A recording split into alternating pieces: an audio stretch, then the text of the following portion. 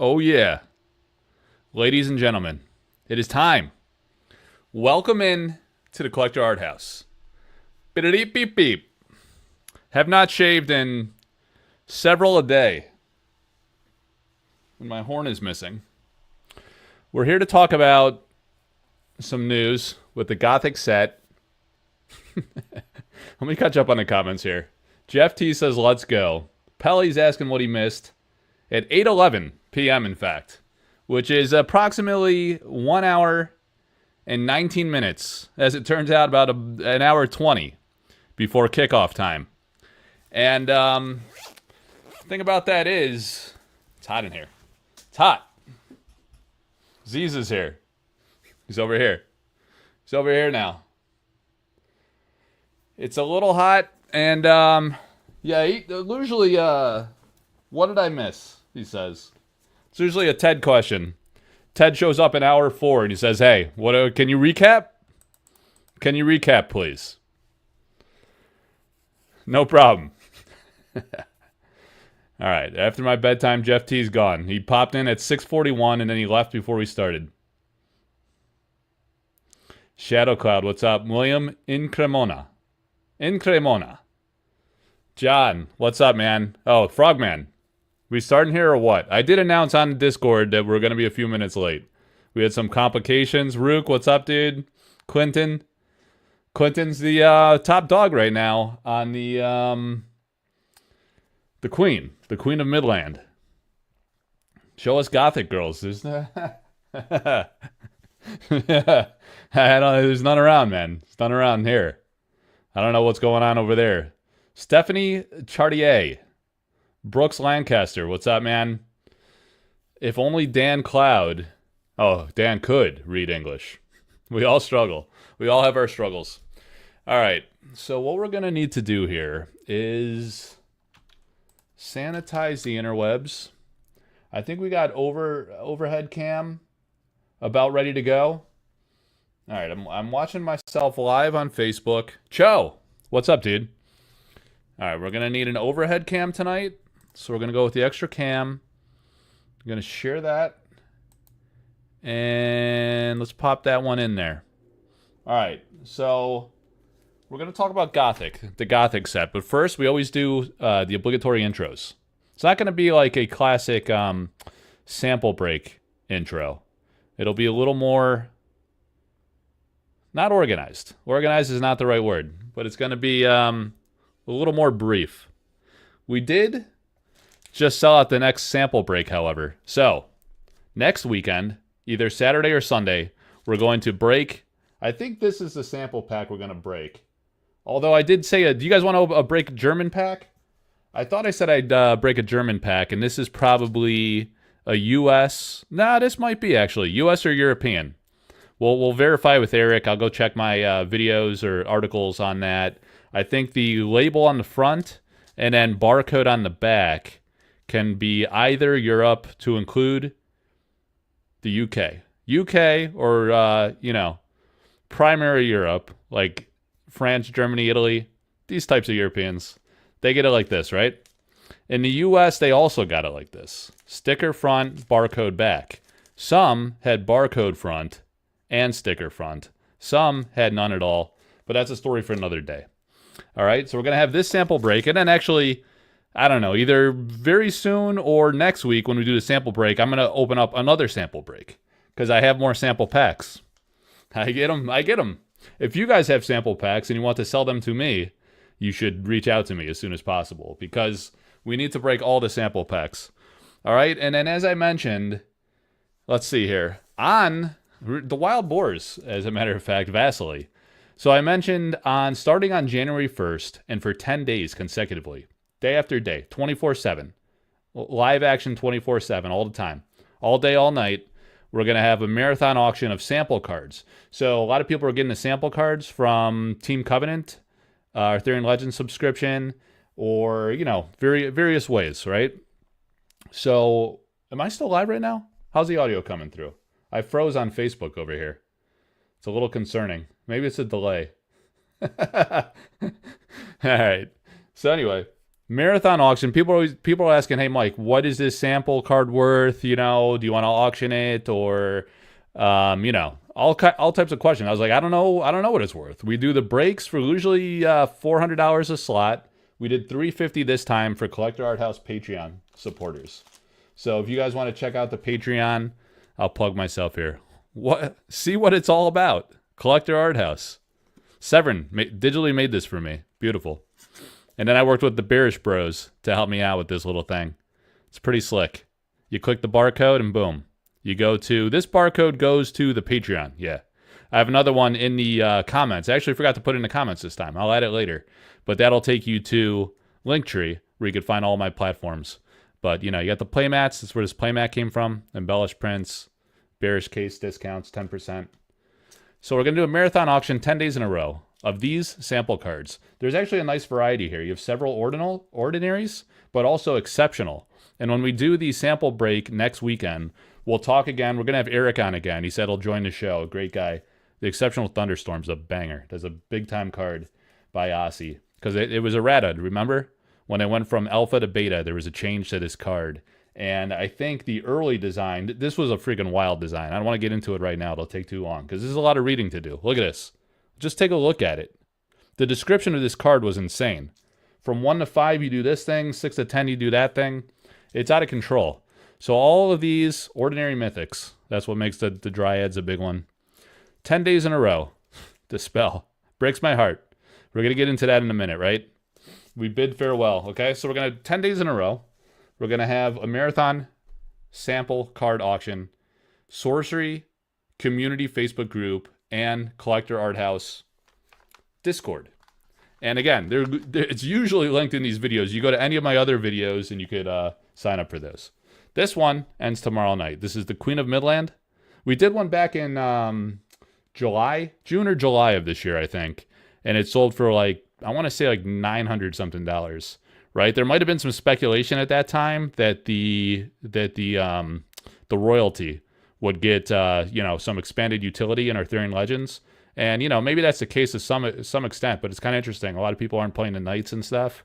Or Mortals. I guess some people do like the Mortals decks. I was talking to Jesse Pilkus today. He said he was on his way to a draft event with 2 Arthurian Legends boxes, I think he said, and 1 beta. Because we just sold his last artist proof from the last batch he had sent me, the Swamp Buffalo. And he was like, maybe I'll reinvest that cash in a couple boxes, Mike. He loves playing the game. So he was on his way to like his LGS and he was going to play draft with 2 Arthurian and 1 beta. He was telling me how beta, you know, nicely supports Arthurian Legends. So I was like, it's good. Indicative of a good design. So there it is. It's got this, the glistening gold. It's hard to make out unless you max zoom, but there's that. Let's set that aside over there. Artist proofs, right? In the Patreon, we've been offering complete sets. I'll give you for Patreon, a lot of Patreon guys up in the Patreon right now. Tomorrow I'm going to list, there's like, I'm selling, look at this. These are all artist proofs, blank back, right? So one of the Avatar of the Realm, notice square corners. Artist proofs have square corners and blank backs. And then the artist sketch or paint on them typically, right? Or sign. You know, there's options. Some people collect them blank. They just like them blank. So one of the top Kickstarter backers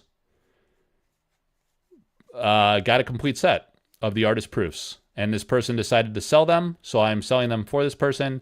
And what we're doing is we're breaking them down by complete sets by artist and offering them through Collector Arthouse Patreon for priority. A lot of them have sold very quickly. There's a couple that didn't sell just yet. I think it's Jesse Pilkus. There's a large set, so it is a little pricier, and the Truett Paris set. So I'll let that sit for a while. Patreon will give first priority to claim, and if they don't, eventually I'll open it up to the public and people can get it. But there's some artists that only did like a couple cards for alpha, right? They only had a few, or they had some promos that didn't get artist proofs. So tomorrow sometime, probably around like midday Eastern time, I'm going to post all of these individual lots. They'll be individually priced by artist. We'll have the Matt Tame set, so you get the basic lands, Atlas Site, the walls, all the walls, the Minecart Madness, Geyser, Turtles, and then Aranja set, right? So she has the basic site cycle for the Firelands and The Atlantean Fate is the big one, the unique. So a nice little small set there. The Singular card by Anson Maddox, Font of Life. I don't know. I think he sold one to Jurgen, and then like he just stopped. I don't know. It's hard to get. Santiago Caruso, interesting thing. I've talked to Santiago a few times. He never received his artist proofs. So much like Vasily, I guess they were lost in the mail or something, and he just never received them. So we have, there's only 4 sets out there right now from the 4 top backers of the Kickstarter tier. So Santiago, we're going to be talking to him. We're going to be talking about him tonight, about Gothic. I think he's going to be huge in Gothic. So that'll be coming up. The Adam Burke set, The Edge of the World's probably the big one here. Of course it is. That's his most popular artwork, I would say. The Kingdom of Agartha is also an amazing artwork. So you got the 2 uniques, and then the exceptional Peregrine Apparition. That'll be offered. The one Rodney Matthews. So Rodney Matthews artist proofs have been selling for $1,000 plus with the painted back. So his artwork and his painting is very valuable on the back. Just blank, it'll be offered much less than that, but that'll be a good opportunity. Adam Kaspar. I don't think he ever got his artist proofs, to my knowledge. I don't know. Mikkel is his buddy, so I'm going to ask Mikkel again if he ever got him, or I think he told me like he's just like kind of disconnected. He does his own thing. He's not like super into sorcery like Mikkel is. And then Doug Kovacs has his 3, and the Doomsday Prophet is the big one, and also Fireball is a great finisher. Secret Tunnel, however, I saw the game players chatting that one up recently too. There's some like this. See? You see? Everybody loves artist proofs. They're all reaching out for it. All right, guys. I know. It gets weird on here sometimes. All right, so the artist proofs. All right, the last thing we're going to do before we get into Gothic. This never happens, right? I've never sold... Let me think. Have I ever... No, I've never sold any of my own paintings. It's always been... I sell a lot of paintings for the artists and for consignment for other community members that want to sell for whatever reason. Sometimes people rotate their paintings or whatever. So I've sold those in the past. I have not sold, but I traded. I'm giving up one of my paintings, and I'm not going to say what for. Next weekend, so I'm mailing out this painting tomorrow, as well as 3 Spellcraft cards I'm giving up too, which is a big deal. It's going to be, I'll reveal what it was next week, but I'm giving up 1 painting and 3 Spellcraft cards for it's a sacrifice I had to make. It's almost unimaginable to trade paintings for cards. It's something I would never even consider doing, ever. However, there are some high-end Grail historic cards that I must have. Because if you guys have been following the channel for a while, you know that I have the largest historic collection of sorcery in the world. I have no doubt that is true. There might be some inside employees like Eric, maybe Simon, I don't know what they have. But independent of the company, I with almost absolute certainty have the largest historic collection between Spellcraft, early development playtest cards, some other Grail items that are yet to be revealed. You'll see some next weekend. Unique sheets, token uncut sheet, foil uncut sheets, artist proof collection. What other historic items? It's a lot of stuff, a lot of things. Sketches, development sketches, alternate art sketches that weren't used in the game. A lot of great things, right? I'm really into the history of the game and telling the stories. If you've seen on the Facebook community page recently, and also on the Discord, I try to post in both places and try to remember to do so. Although we're going to look at the Facebook group a bit today for some of the historic research. I post a lot about the history there, so there's a great photo archive of some of that stuff. But the painting that I had to give up is a very big one. It's a very highly meta-relevant, as Kyle would say, painting. A very powerful one. It's a beautiful painting. It's large. It's in charge. But sometimes you got to make a sacrifice, because if you want to be the premier historian, you got to make some sacrifices, right? And if I want to have that historic collection, be able to tell the tales of the early days of sorcery, I need some of those items to do so. And if I want to exhibit them someday, like I hope to do, it is what it is, right? So look, there's a sketch on the back. I put it in an acid-free bag, ready to ship. See the sketch? You already know what it is. I actually just showed you it in sample card form. But Dispel, right? Beautiful watercolor artwork by Alvera Polakowska, super popular artist. Everyone plays this card, right? Because you got to pop off the Ring of Morrigan. You got to get that shit out of there. It's not fair, man. It's OP. It's broken. It's broken, they say. There it is. You see? Can't have that. The broken card, broken painting. It's too good. You shouldn't have paintings like this in games. The framing's on point too.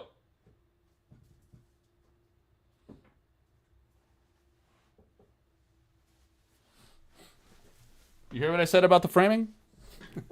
The framing's broken. Even the framing's broken. So, there it is, guys. It's a sad day. It's going to be a sad day tomorrow for sure. You never want to give up a painting, because once it's gone, it's gone. Like, very rarely do people resell an original painting. It happens from time to time, but, it's an alpha original, and I probably, again, outside of Eric and Simon, I think Simon went buck wild. He's got a wild collection, man. But those two guys, aside from them, I probably have the largest original painting collection in Sorcery, too. And I think I probably still have that intact, even after this sale. I know there's a few other guys that went pretty freaking hard, but you put the ring on a map and made it surpass the 4 waters after you bought that OP painting. I did not stonk the I did not stonk the ring. I think it's actually a powerful gameplay card. So the game players are stonking they're defeating their own cause, They want it to be cheaper and accessible, but then they go on the YouTubes and they're like, this shit is OP, it's broken. It's got to be in every single deck. So now every fiendish collector is like, it's got to be in every binder. And then the wars start. And then it's wartime. All right, stop screwing around here, guys. All right, so let's start with we got the Binder of Dreams right here. We're gonna talk about that, but first, let's actually put that aside. We got to go to the internet and talk about why we have congregated in these woods. All right, entire screen. You never know what you might see here. All right, so we're on Facebook. If you're on the Collector Arthouse page, then you get my stream there. It's better if you watch it on YouTube, because then I can see what you're commenting on, what you're talking about. But if you go to the community group, right? Sorcery Contested Realm community group. This is the, like I said before, I post every single day for the past 2.5 years. I think I created this group. Let me see. Does it say? Somewhere it would say, but I created this group, I believe, on February 7th, 2022. So going on 3 years ago, and every single day I've posted on this Facebook group. So I know I'm active in my own Discord, Collector Arthouse Discord, every single day, but really Facebook, I really put a ton of energy into posting interesting content. These scumbag, toxic, like, There's these scumbags out there, They want to act nice, all lovey-dovey and nice, but they talk shit, and they say like, oh, he's just auctioning, he's just, I don't even know if he likes art, he's just a stonker. I mean, he collects things. What a scumbag, But I've always been passionate about the game. I'm not even talking about Alan in this case. I think Alan respects what I do. He knows I got a passion for it, even though he's a wild man. He's definitely a wild man. But there's people that they feign niceties, and but then they go talk shit across the Discords. They act like I don't see it, in these Discords. I know what's going on. I know, or it's passive aggressive nonsense, right? Like, oh, look at this, not that. It goes on. But the Facebook group is a beautiful thing, because it's a great inclusive culture, despite what you might hear on the Discords. Like, when the beta reprint came out, everybody went buck wild. They're like, it was a war. It was a war going on between collectors and players. It's good, it's bad. People jumping to conclusions, and they're like, Facebook's out of control. Discord was out of control. The whole world was burning. There's flash fires everywhere. But it passed. I was like, hey guys, keep it civil, calm down. I made an announcement, and people vented for a few days, and then within a week is it. They're gone. Some people, like, I gotta leave. Fine. You're gonna leave? You're gonna leave because people are upset, like reactive to some huge news for a few days? So a handful of people left. Some people are just like, I'm gonna take a break, fine, step away. Some people start blocking people. They even blocked me. I don't know why. Like people I've met at shows and had nice conversations with. All of a sudden I go on there, I can't even message the person. It's weird. It's a weird world out there. Stanley is wild, man. We got to get Stanley out of here. But anyway, in the group, there was big news. There was the 2024 recap. We got to get focused here. And there was the Gothic set revealed. This was not, someone said, this guy Andrea said in the official Discord like a few hours ago, he's like, oh, I love you guys, but you got to change the font of the Gothic. And I was like, dude, I am an independent individual. I barely know how to use the internet. So, I find like something that looks kind of cool to me, and I just slap it on there for a thumbnail. I actually thought this was a pretty banging thumbnail, because what we have here are two paintings from Santiago Caruso. You see it says Caruso down the middle here? I don't know if you could see my, can you guys see my mouse thing stroking the side of this painting here, the Caruso? That is where he signs, right? At least on this piece. This one I can't even see the signature. But we're going to talk about these. What we need to talk about is what was released. There was an announcement. There's probably a better way to do this. Check this out, guys. So you go to the top, all the way to the top, right? Scroll up, and you go to media. And then you can get all of the photos here. And then I could skim for exactly what I wanted, because there was a 2024 recap done by Eric's Curiosa. Again, I am not Eric's Curiosa. I'm just a guy on the internet who likes sorcery. And there was this card revealed. The Dan Seagrave Death Knight, right? Dan Seagrave. I had Dan come out to very graciously agreed at the very last moment. It was the last big surprise for Sorcery Con. Some people to this day, I'm still surprised. They're like, Mike, are you going to Sorcery Con?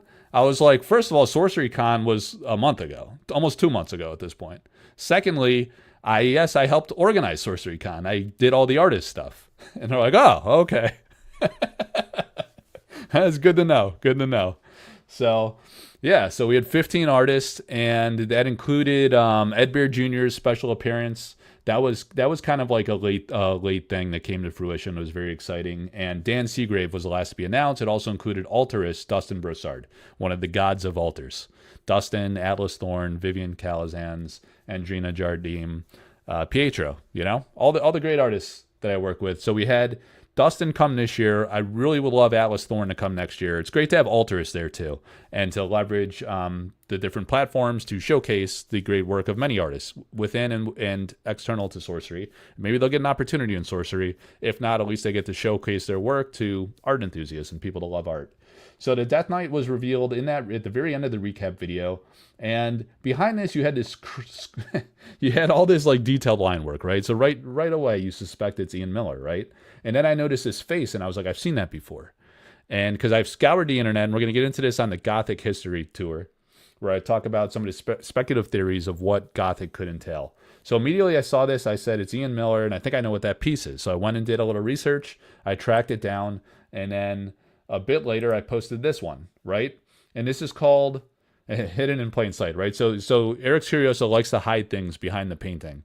So right away, they're trying to hide something between the Dan Seagrave card, because it isn't just like an arbitrary matte background, right? So it's called The Void. And so it's called The Void. He posted this on his Instagram. You go follow Ian Miller on Instagram. It's called The Void. He often works on pen and ink on illustration board. That's what this is. He always lists in millimeters, which I always find kind of funny. Because it's like a metric you can't like wrap your mind around, right? Like typically it's centimeters if you're going to use the metric system. And it's Ian Miller art. 2022 is when he did this.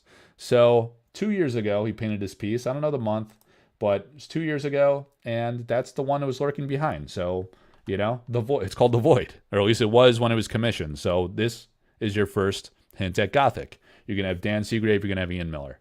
And let me see. The day I see an Ian Miller artist proof, I will lose my mind. I sold a complete set of Ian Miller artist proofs.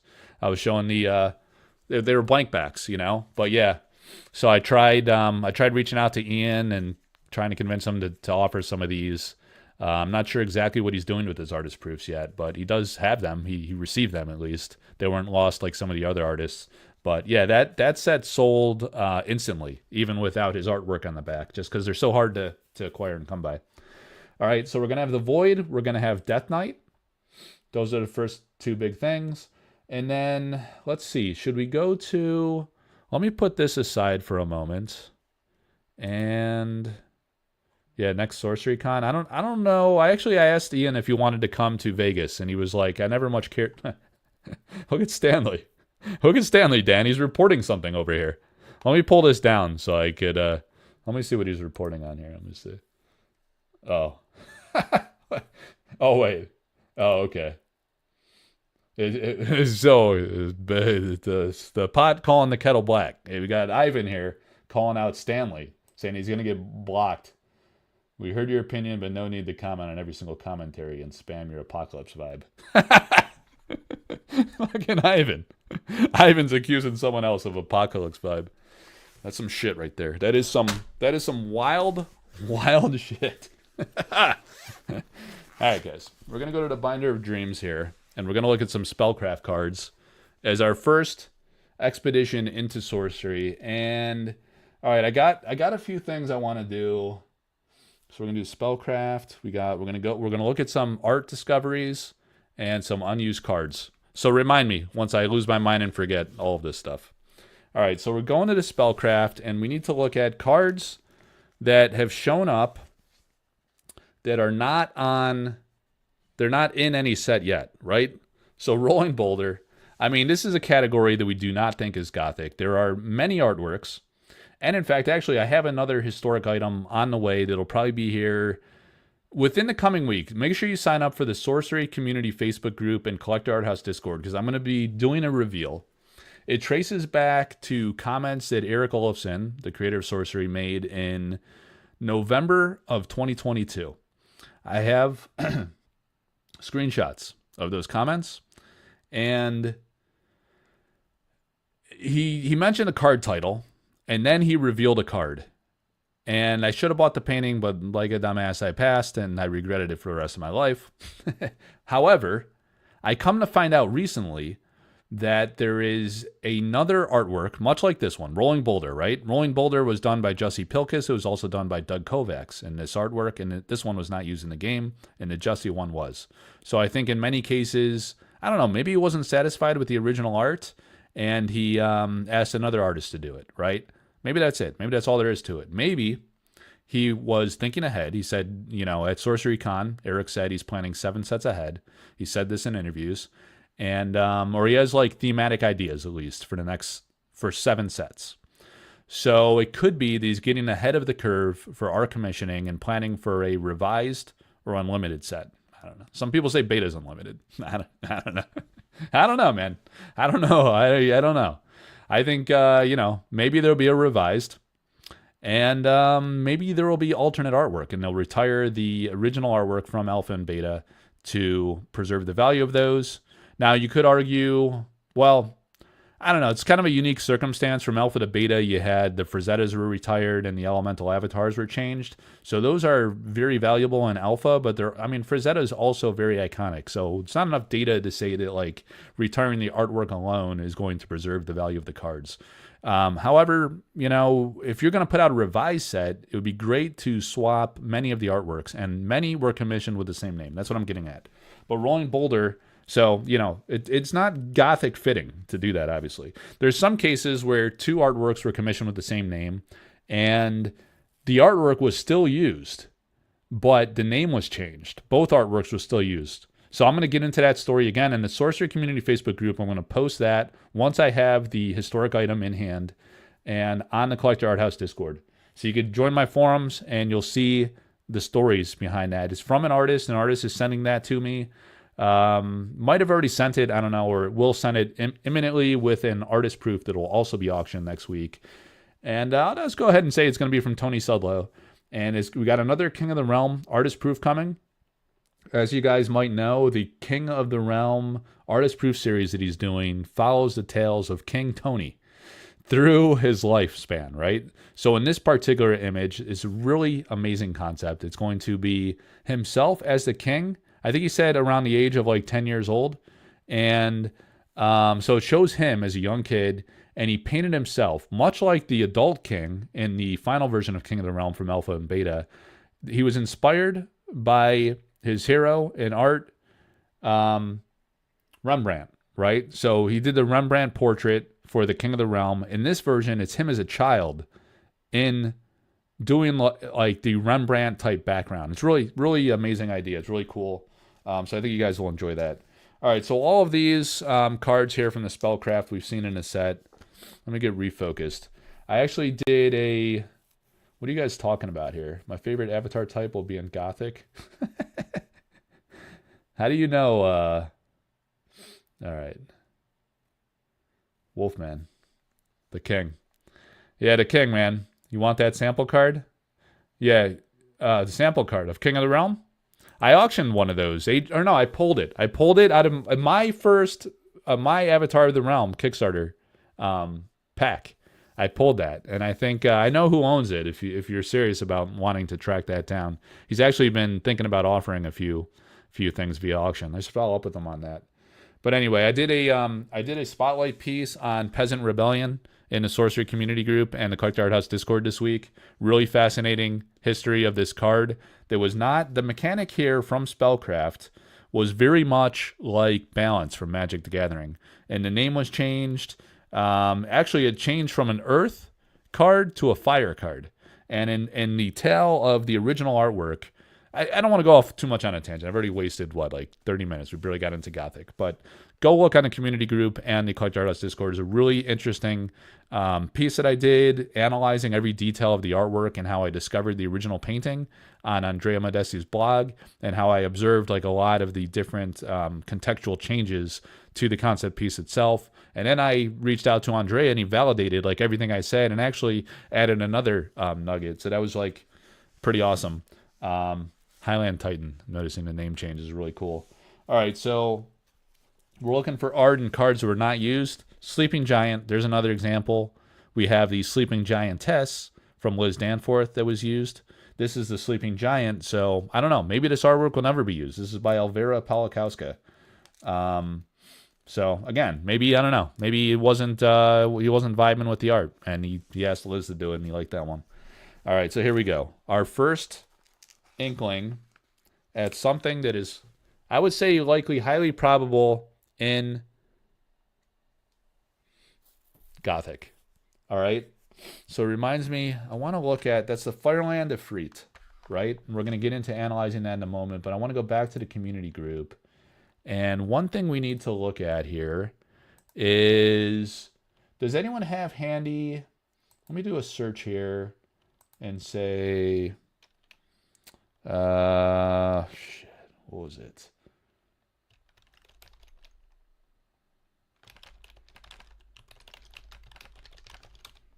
Let me see if this comes up here, guys. I did here's the article I was talking about with the comparison of the artwork. I made a listing of all of the artists that were in Alpha and or Beta, which is the same list of artists, and those that were not in Arthurian Legends. I'll just have to riff that off of memory. I don't think it's that important. I don't know why it's not coming up, but man, there's a lot of... Oh, that's pretty sick. All right, I'm going to get too distracted here, guys. Let's go back to the Spellcraft. We're all over the place. So, yeah, this is a popular card. The Fireland Ifrits. And you can't... I mean, the lighting's too harsh, right? But this is obviously a fire card. It's 4 with 2 fire threshold. It's a Jeff Easley artwork. It has never been used in the game. It's an elite but uncontrollable mythic emerge. So one school of thought is maybe we will see these mythics come as another class in Gothic. I personally do not think so. I think it's just going to be changed to a demon or an undead of some kind, right? And on that point, also, you know, when Gothic was discussed by Simon in the recap video, there was a one-liner that was kind of subtle. I don't know if people picked up on it, but he said that the set is going to be more broad than the name entails. And I'm paraphrasing. Those might not have been his exact words, but what I think he was alluding to is that what he said was they were using the codename Gothic. Clearly, you know, this is typical in the industry. The art directors use a code name for the set, when they commission the work from the artist. So if the artists talk about it or accidentally leak it, or just innocently comes out in conversation, whatever, no big deal. It's just a code name. And plus the name of the set was undecided as well. It sounds like they just decided on it fairly recently and decided to announce what it is. But another name that was floating around there was Angels and Demons. So I think when Simon made the statement that it's going to be broader than the name implies, I think it's going to be more than just dark art of the undead, and I think there's going to be an angels and demons element. I think there'll be demons. I think there'll be angels. They might be darker fallen angels, or maybe they'll be angelic, bright rainbow angels. I don't know what the phrase is, but not necessarily dark, like a Severn angel. Severn would probably do a beautiful angel. I'm just saying. Or Francesca Berald, who was not in Arthurian, right? But the Fireland Ifrits was a mythic in the Spellcraft days. The Ifrit must move towards enemies and attack them if able. Yeah, we're talking about set 4. That's right. Gothic. I mean, so there's going to be the mini set, Eric. The Dragonlord mini set. But the next big, as Simon likes to say very often, at-scale set. At-scale.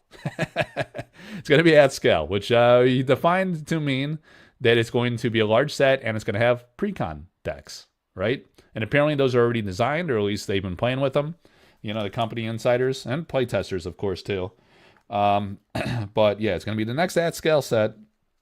He did not say when it's coming out. He didn't even say if it's coming out next year. So who knows? I couldn't tell you guys. I really don't know. All right, so nothing on this page. We do have 2 Spellcraft Dan Seagrave ruins. It's freaking amazing. Dispel. It's tragic. Quick magic, right? Just like the sample card. And then, yes, guys. Here we go. The last from the Spellcraft 5-foot soldiers. All right. The last is the Fiery Inferno. Legendary magic of massive destruction from, you guessed it, Brian Smith. Take a look here, though, guys. You seeing what I'm seeing? It's not the lighting. It's not the harsh lighting. There is no artist attribution. Of course, this was probably a digital print file at that time, so it wasn't perfect. I believe I have Spellcraft cards that have a misattribution. It's either on my playtest cards or the Spellcraft cards. There were some artist misattribution issues, which we saw prevailed at least in one case, a couple cases now in the Alpha and Arthurian sets. Yeah, I don't know if I have it handy for reference, but there's no artist attribution. However, gone too far, guys. This is a Brian Smith artwork. We know that for a fact. I did an interview with Brian Smith. I've done probably 20 interviews. If you go to collectorarthouse.com, you find all the interviews I did with artists and many of the elf artists, but also I introduced many of the Arthurian Legends artists, Heidi Talifer, Brian Wackwitz. We did an interview with Alterus, Atlas Thorn, Dustin Broussard, but probably about 15 plus sorcery artists at collectorarthouse.com. You can go find the interviews and articles page, and you'll find that I believe I showed this card in artwork in that interview, but it's legendary magic of massive destruction, Fiery Inferno. The fire card, 6 to cast, 2 threshold. Play at the intersection of 4 squares. So this legendary magic, this reads more like an aura. Play at the intersection of 4 squares.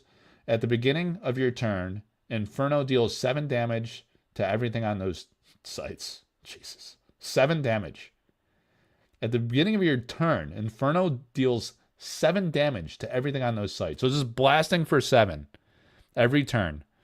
However, it was a magic spell, right? So it probably did not... This was probably conceived before auras even existed in the game. The idea of an aura. So it might not have been... It looks like it wouldn't have been pervasive and stayed on the board state. It would have been blasting for 7 at the start of your next turn, and that's the magic spell, and then it resolves, right? And that's it. So, pretty interesting there. The Fiery Inferno and the Ifrits. Those are 2 cards that are from the Fire realm. that I believe we are highly likely to see in Gothic. All right, so let me see here.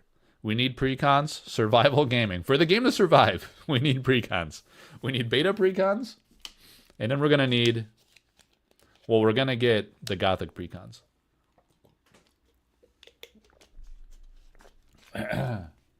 You're chilling for now with some beta around? What do you mean? All right, hang on, guys. Let me see what's going on here. Oh, okay. All right. Oh, the binders. I know the binders got messed up. Are we getting binders in the future? I don't know. I don't know if they committed to that. I think they just said that hey, these ones are effed up. Doesn't meet our standard.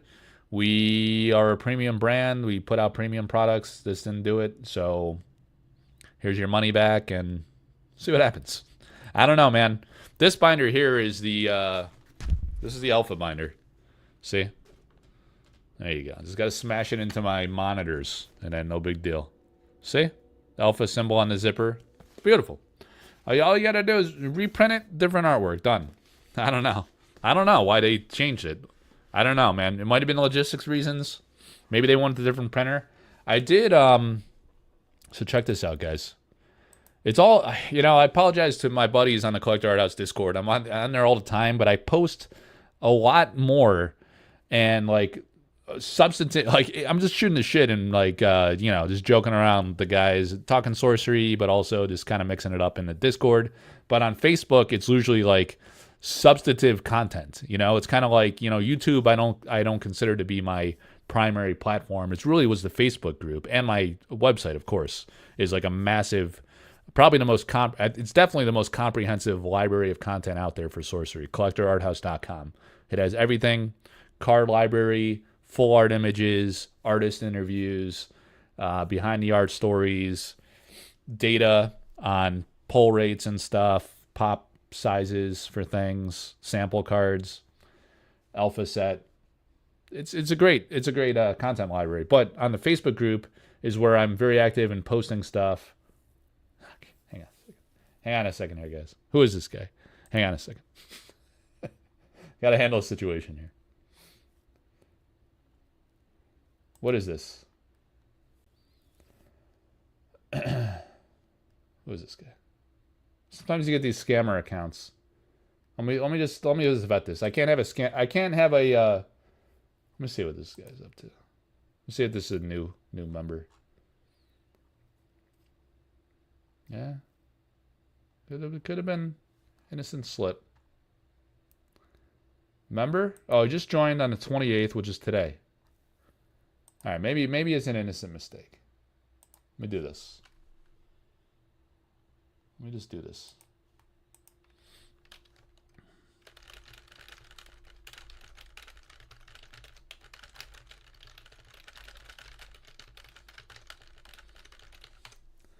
Just in case, you know. I don't want to have a scammer risk in the community group. All right, I got him, guys. I got him. I was nice. I was very nice to the guy. Look at this. There we go. All right, so in the community group, what were we talking about here? I'm talking about like how I post things of substance. So, what you guys got to stop talking about like off-topic things here. You send me on a wild goose chase here, wild goose chase. But what I wanted to show you here is on the topic of binders is real quick. It's hard to focus on a live. Maybe I should have recorded and done a premiere, but it's not as fun.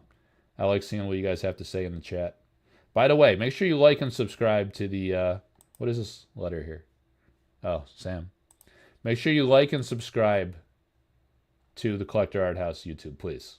Please, for the love of God. Maybe even comment later. All right, look at this, guys. You see this picture here, the binder production? This is from 2022, maybe November, or is it 2023? It might have been November 2023. This was binder production of alpha binders. You see the alpha symbol here? Maybe you can't because it's small. I could zoom. See that? It's got the alpha like I just showed you on the spine. And this, you can tell by the green floor, this is the China factory where they print the cards. So that's where they printed the alpha ones, We're not certain where they printed the beta ones. I mean, they seem similar with the thick like leather front and stuff, but I don't know, man. The problem is when you print from China, you got some quality variability because you just it's a shot in the dark. You can't go there really. I guess you could. I mean, you could fly out there. I think Eric actually did that for Alpha, but it's not really practical to do that regularly. So you have quality control concerns. When you print domestically in the U.S., you can go to the factory. Like I've seen, there's pictures of Ed Bear Jr. doing that with his prints, and they're always extremely amazing, high quality. I got all of his Dragon Lord prints. They're mind-blowingly great. And if you do it in the U.S., though, the production cost is much higher. So then the cost, obviously, you got to pass on to consumers. The price point is going to be much higher. And there's a lot of like quality binders out there at like the $40 price point. So there's a lot of alternatives. If Sorcery were to print in the U.S. and go, I mean, if they branded it as premium, then you guys got to decide. Like, would you pay $60 to $80 or whatever if it was printed in the U.S. and the quality was top notch? The one thing I like is it has the zipper, it zips close, and it's the one thing I don't like is that it's the 9 pages. I wanted like a 12 page. I'm trying to find like a 4x4 16 is what I mean. That also zips. It seems like you can't get both. Like a lot of them have the strap, right? But yeah, people are saying yes, they'd pay $60 to $80. So yeah, I mean, probably they would. Yeah, you have the exclusive copyrighted proprietary artwork, or copyrighted, not proprietary, maybe proprietary, but copyrighted artwork from the spellbook cover. Francesca Beralda artwork. Hopefully she gets I don't know what their licensing or licensing contractual agreement is with the artist on that, but maybe she gets royalties on that or something. That'd be pretty sweet. But anyway, yeah, I mean, if it's a premium, high-quality product printed in the U.S., you can go there. This is what Ed does with his prints. He goes to the printer, and he inspects the quality, and he makes sure it's all good. If you're printing overseas, you lose some control there. But, I don't know, cost and logistics are a little different ballgame when you do different options. Anyway, so we're going to go to the community group, and actually what we're going to do now, getting back to Gothic, we want to go to, this is collectorarthouse.com, right? So it's telling you guys, go to interviews and articles, and you can find, here's my interview with Brian Wackwitz. We got player, got guest author Jeff Rosado. Guys, we're going to have guests coming on. It might be next weekend. And I don't know if I'm going to do it as part of my sample break or separately, but there is a very high-end player who has found some issues with the gameplay. It's going to be funny, because it'll be breaking news from the art guy about gameplay. And then, like, a lot of the game players are going to be upset. They're going to be like, oh, he's just being a jerk. He's just triggering people. When I start, like, hinting at what the topic is going to be, they're going to be like, oh, he's just being triggered. He's being divisive, triggering. He's getting people riled up. He doesn't really know how to play the game. Just a collector, just an art guy. But we're going to have an expert on. And he's going to talk about a couple cards that are broken. And it's a problem, right? And it might lead to errata or ban of a couple cards. Maybe. I mean, we'll see. We'll let him. What's probably going to happen is he's going to come on. He's going to do like a deck tech discussion, talk about the discovery, what the issue is. And then probably our idea is like in an hour, this is going to be a live discussion, right? And he's going to schedule a video to drop on another channel with a deep dive deck tech of that deck. So it'll be very interesting because I don't know, maybe it's not broken. Maybe he's just a wild man and there's a counter to it. Either way, it's going to be pretty interesting because it's pretty lopsided and he's been running train on some people. It's been smoking kids at the LGS. All right.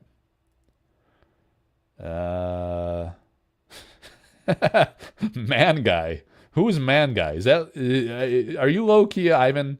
If I see a guy named Man Guy, I gotta suspect Ivan. Foul play. It's just what first thing that comes to mind.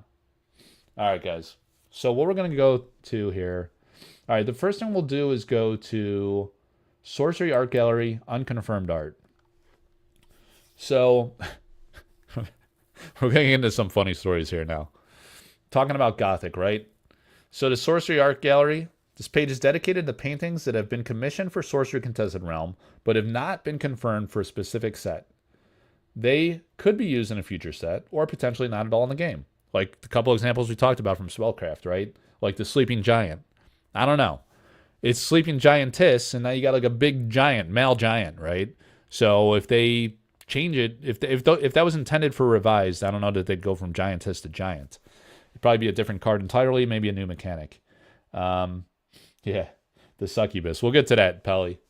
Calm down, man. Calm down. She doesn't like this artwork. It seems like the ones the fans love, she's always like not as fond of. But this one absolutely also. I forget, did I put the name of this one on? Spontaneous Combustion is what this was called when it was commissioned. So we have this one, and what's incredible about Spontaneous Combustion, right, is that it reminds you immediately of what? Dream Quest, right? So I think like, oh, here you go. I zoomed in a little bit. I didn't know I could do that. So there's incredible detail. She always, look at this. This is freaking amazing.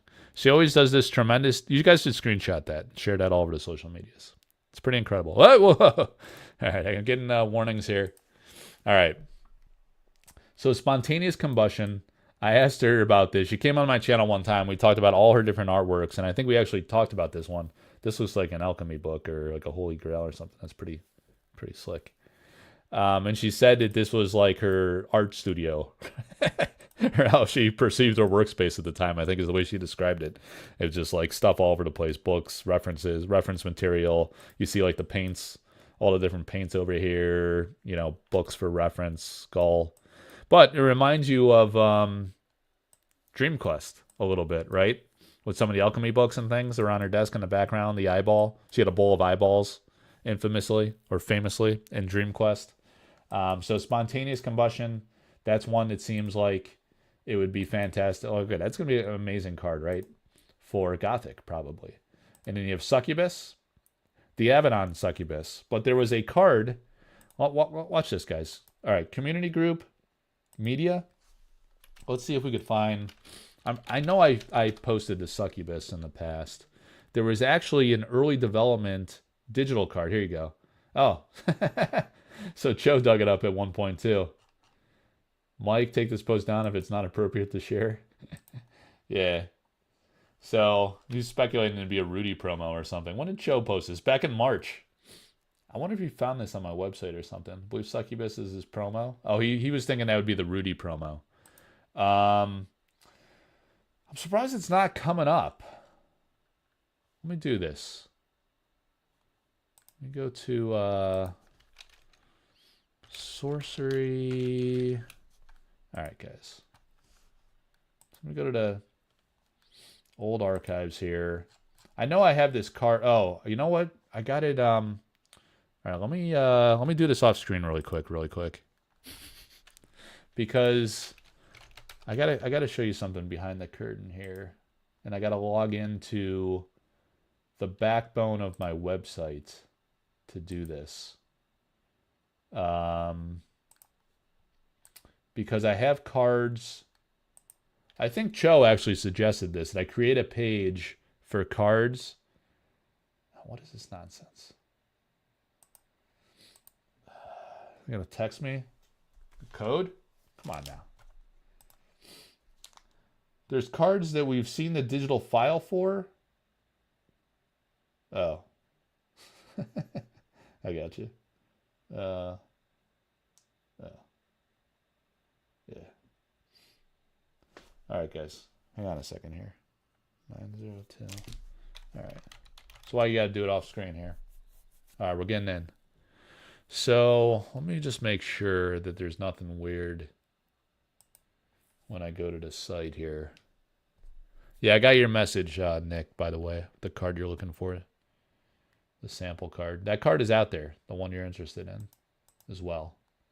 I think I might know who owns it. I know who originally owned it, but I don't know if they still do. Do I still have them here?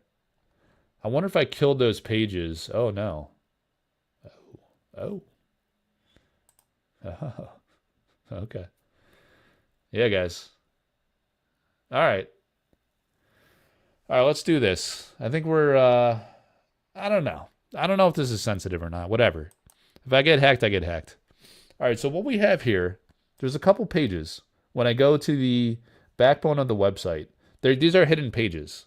You can't find them. So the problem is if you go to collectorarthouse.com and you go to Sorcery cards, you see the cards. I have all Alpha cards, all Arthurian Legends cards, and then I have these. Do you guys find these pages useful? Avatars, sites, fire spells, air spells, water, etc. I only have the Alpha cards categorized by that. The primary focus is individual pages for every artist. You know, so if I look at like Heidi Talifer, for example, I just built this page. It has all of her cards. Very, very simple. You go there, you get them all, right? But if I go to Sorcery cards, I might like delete these other pages for avatars, sites, etc.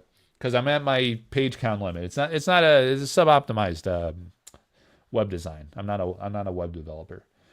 But anyway, if I go back to the backbone of my page, the couple of pages that are hidden that you guys are not seeing is the cards that were removed from the September update. When I say the September update, this is from, look at this.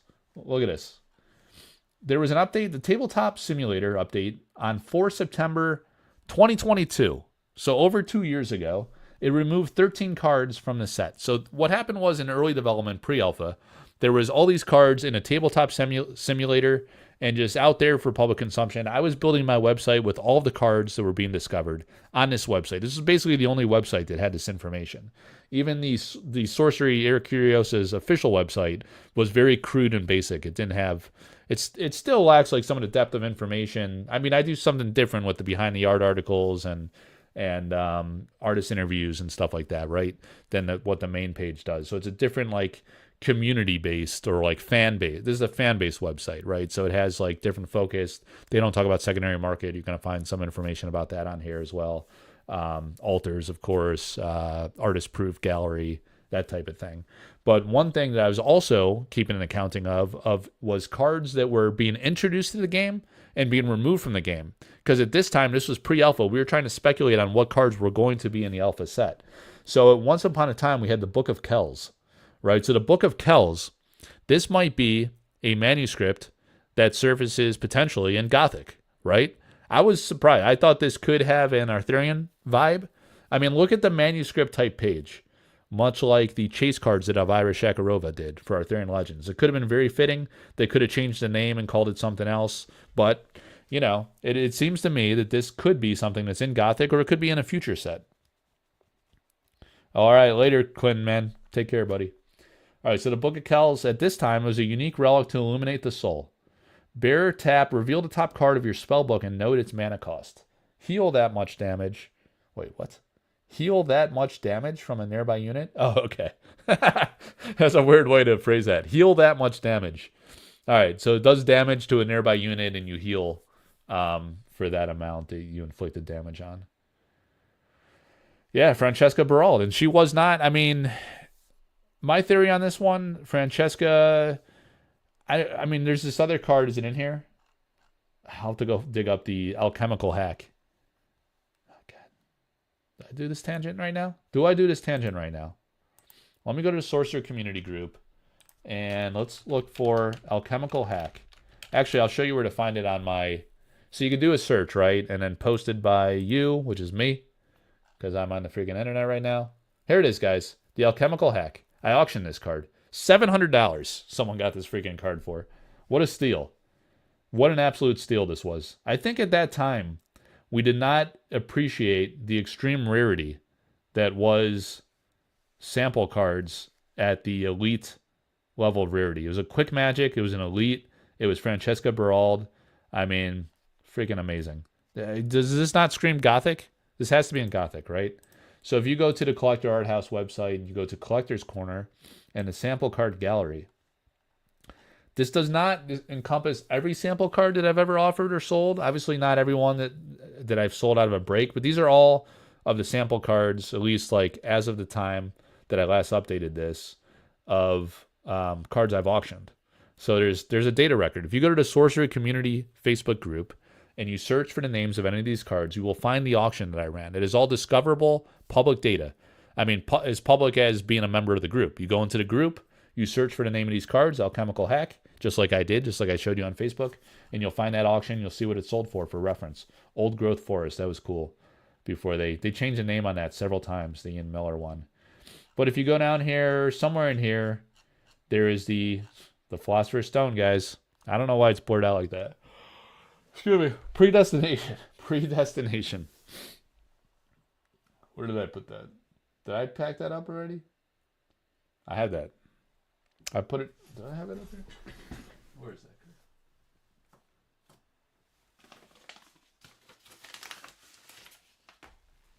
Predestination. It's predestination, guys. The Grail of Grails of sample cards. I mean, obviously the Philosopher's Stone is up there. The cores, which were gems and an exceptional rarity, ironically.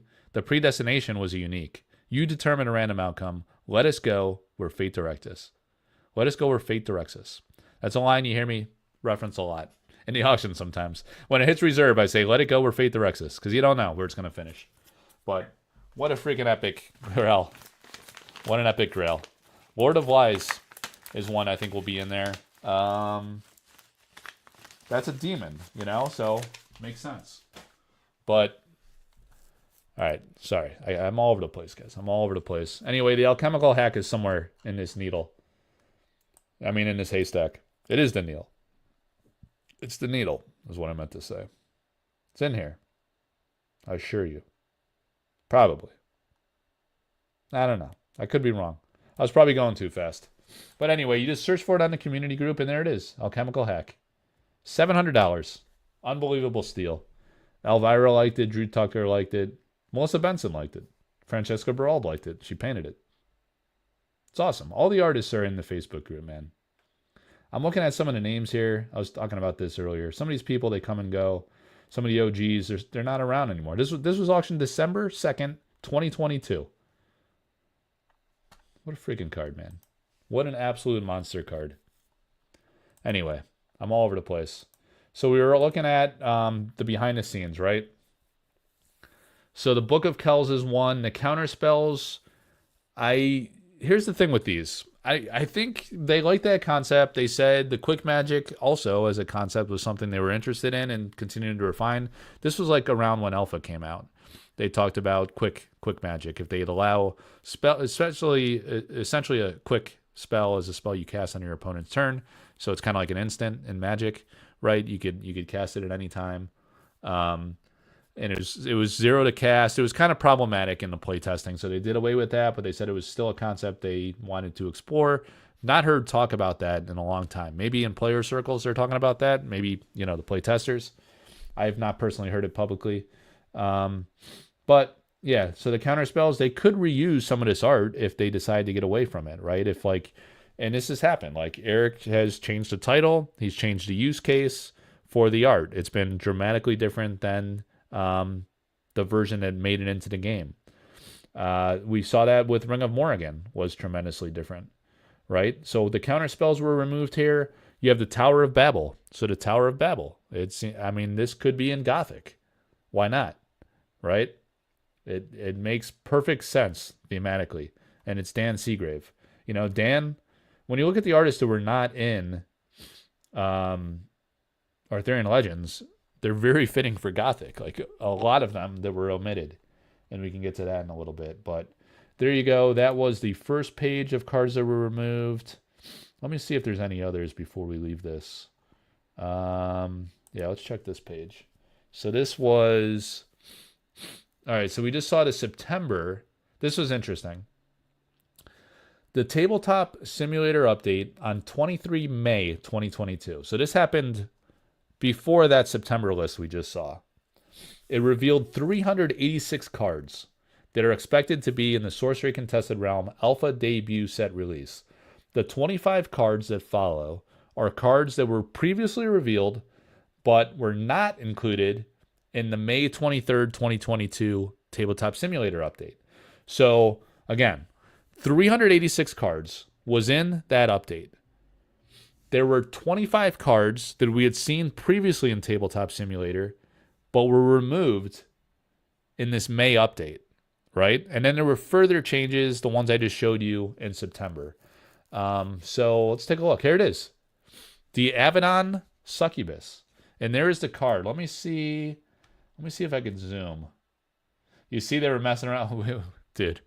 We gotta. I don't want to go on too much of a tangent because I've covered it again. The community group. Look up Chaos Twister or Twister later, because I have some intimate history there, talking about that one with Eric, which is pretty cool.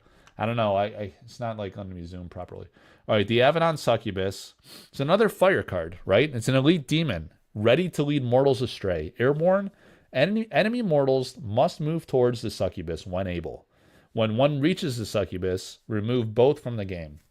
All right, so it's an elite demon. Obviously, perfectly on brand. Here is the Lord of Lies you guys were talking about. An elite demon sows his deadly deceit. Genesis, other nearby minions fight themselves. Sick. 9 to cast, 3 threshold. True Allegiance.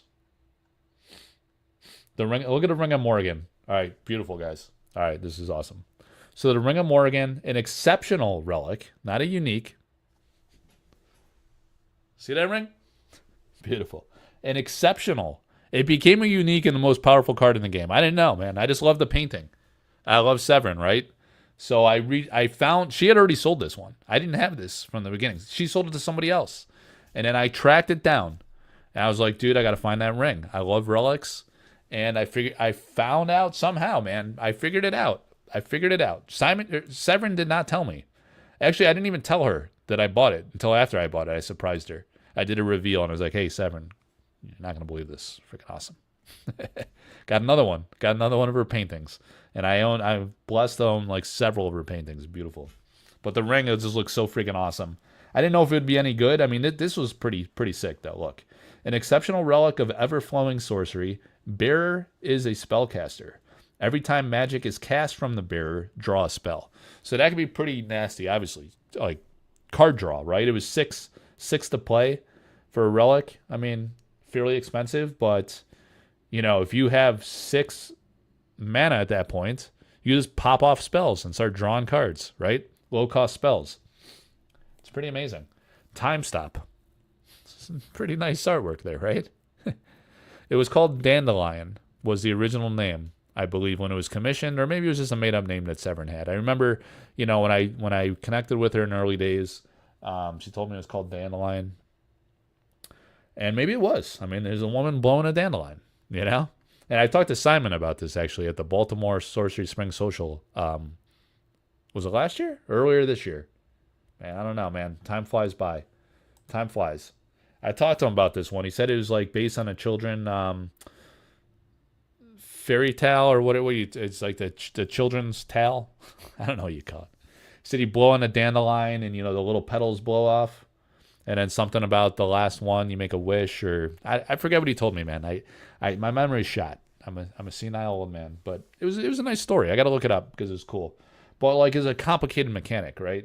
This one, I don't know, Gothic or not Gothic. It could be. I'm not sure.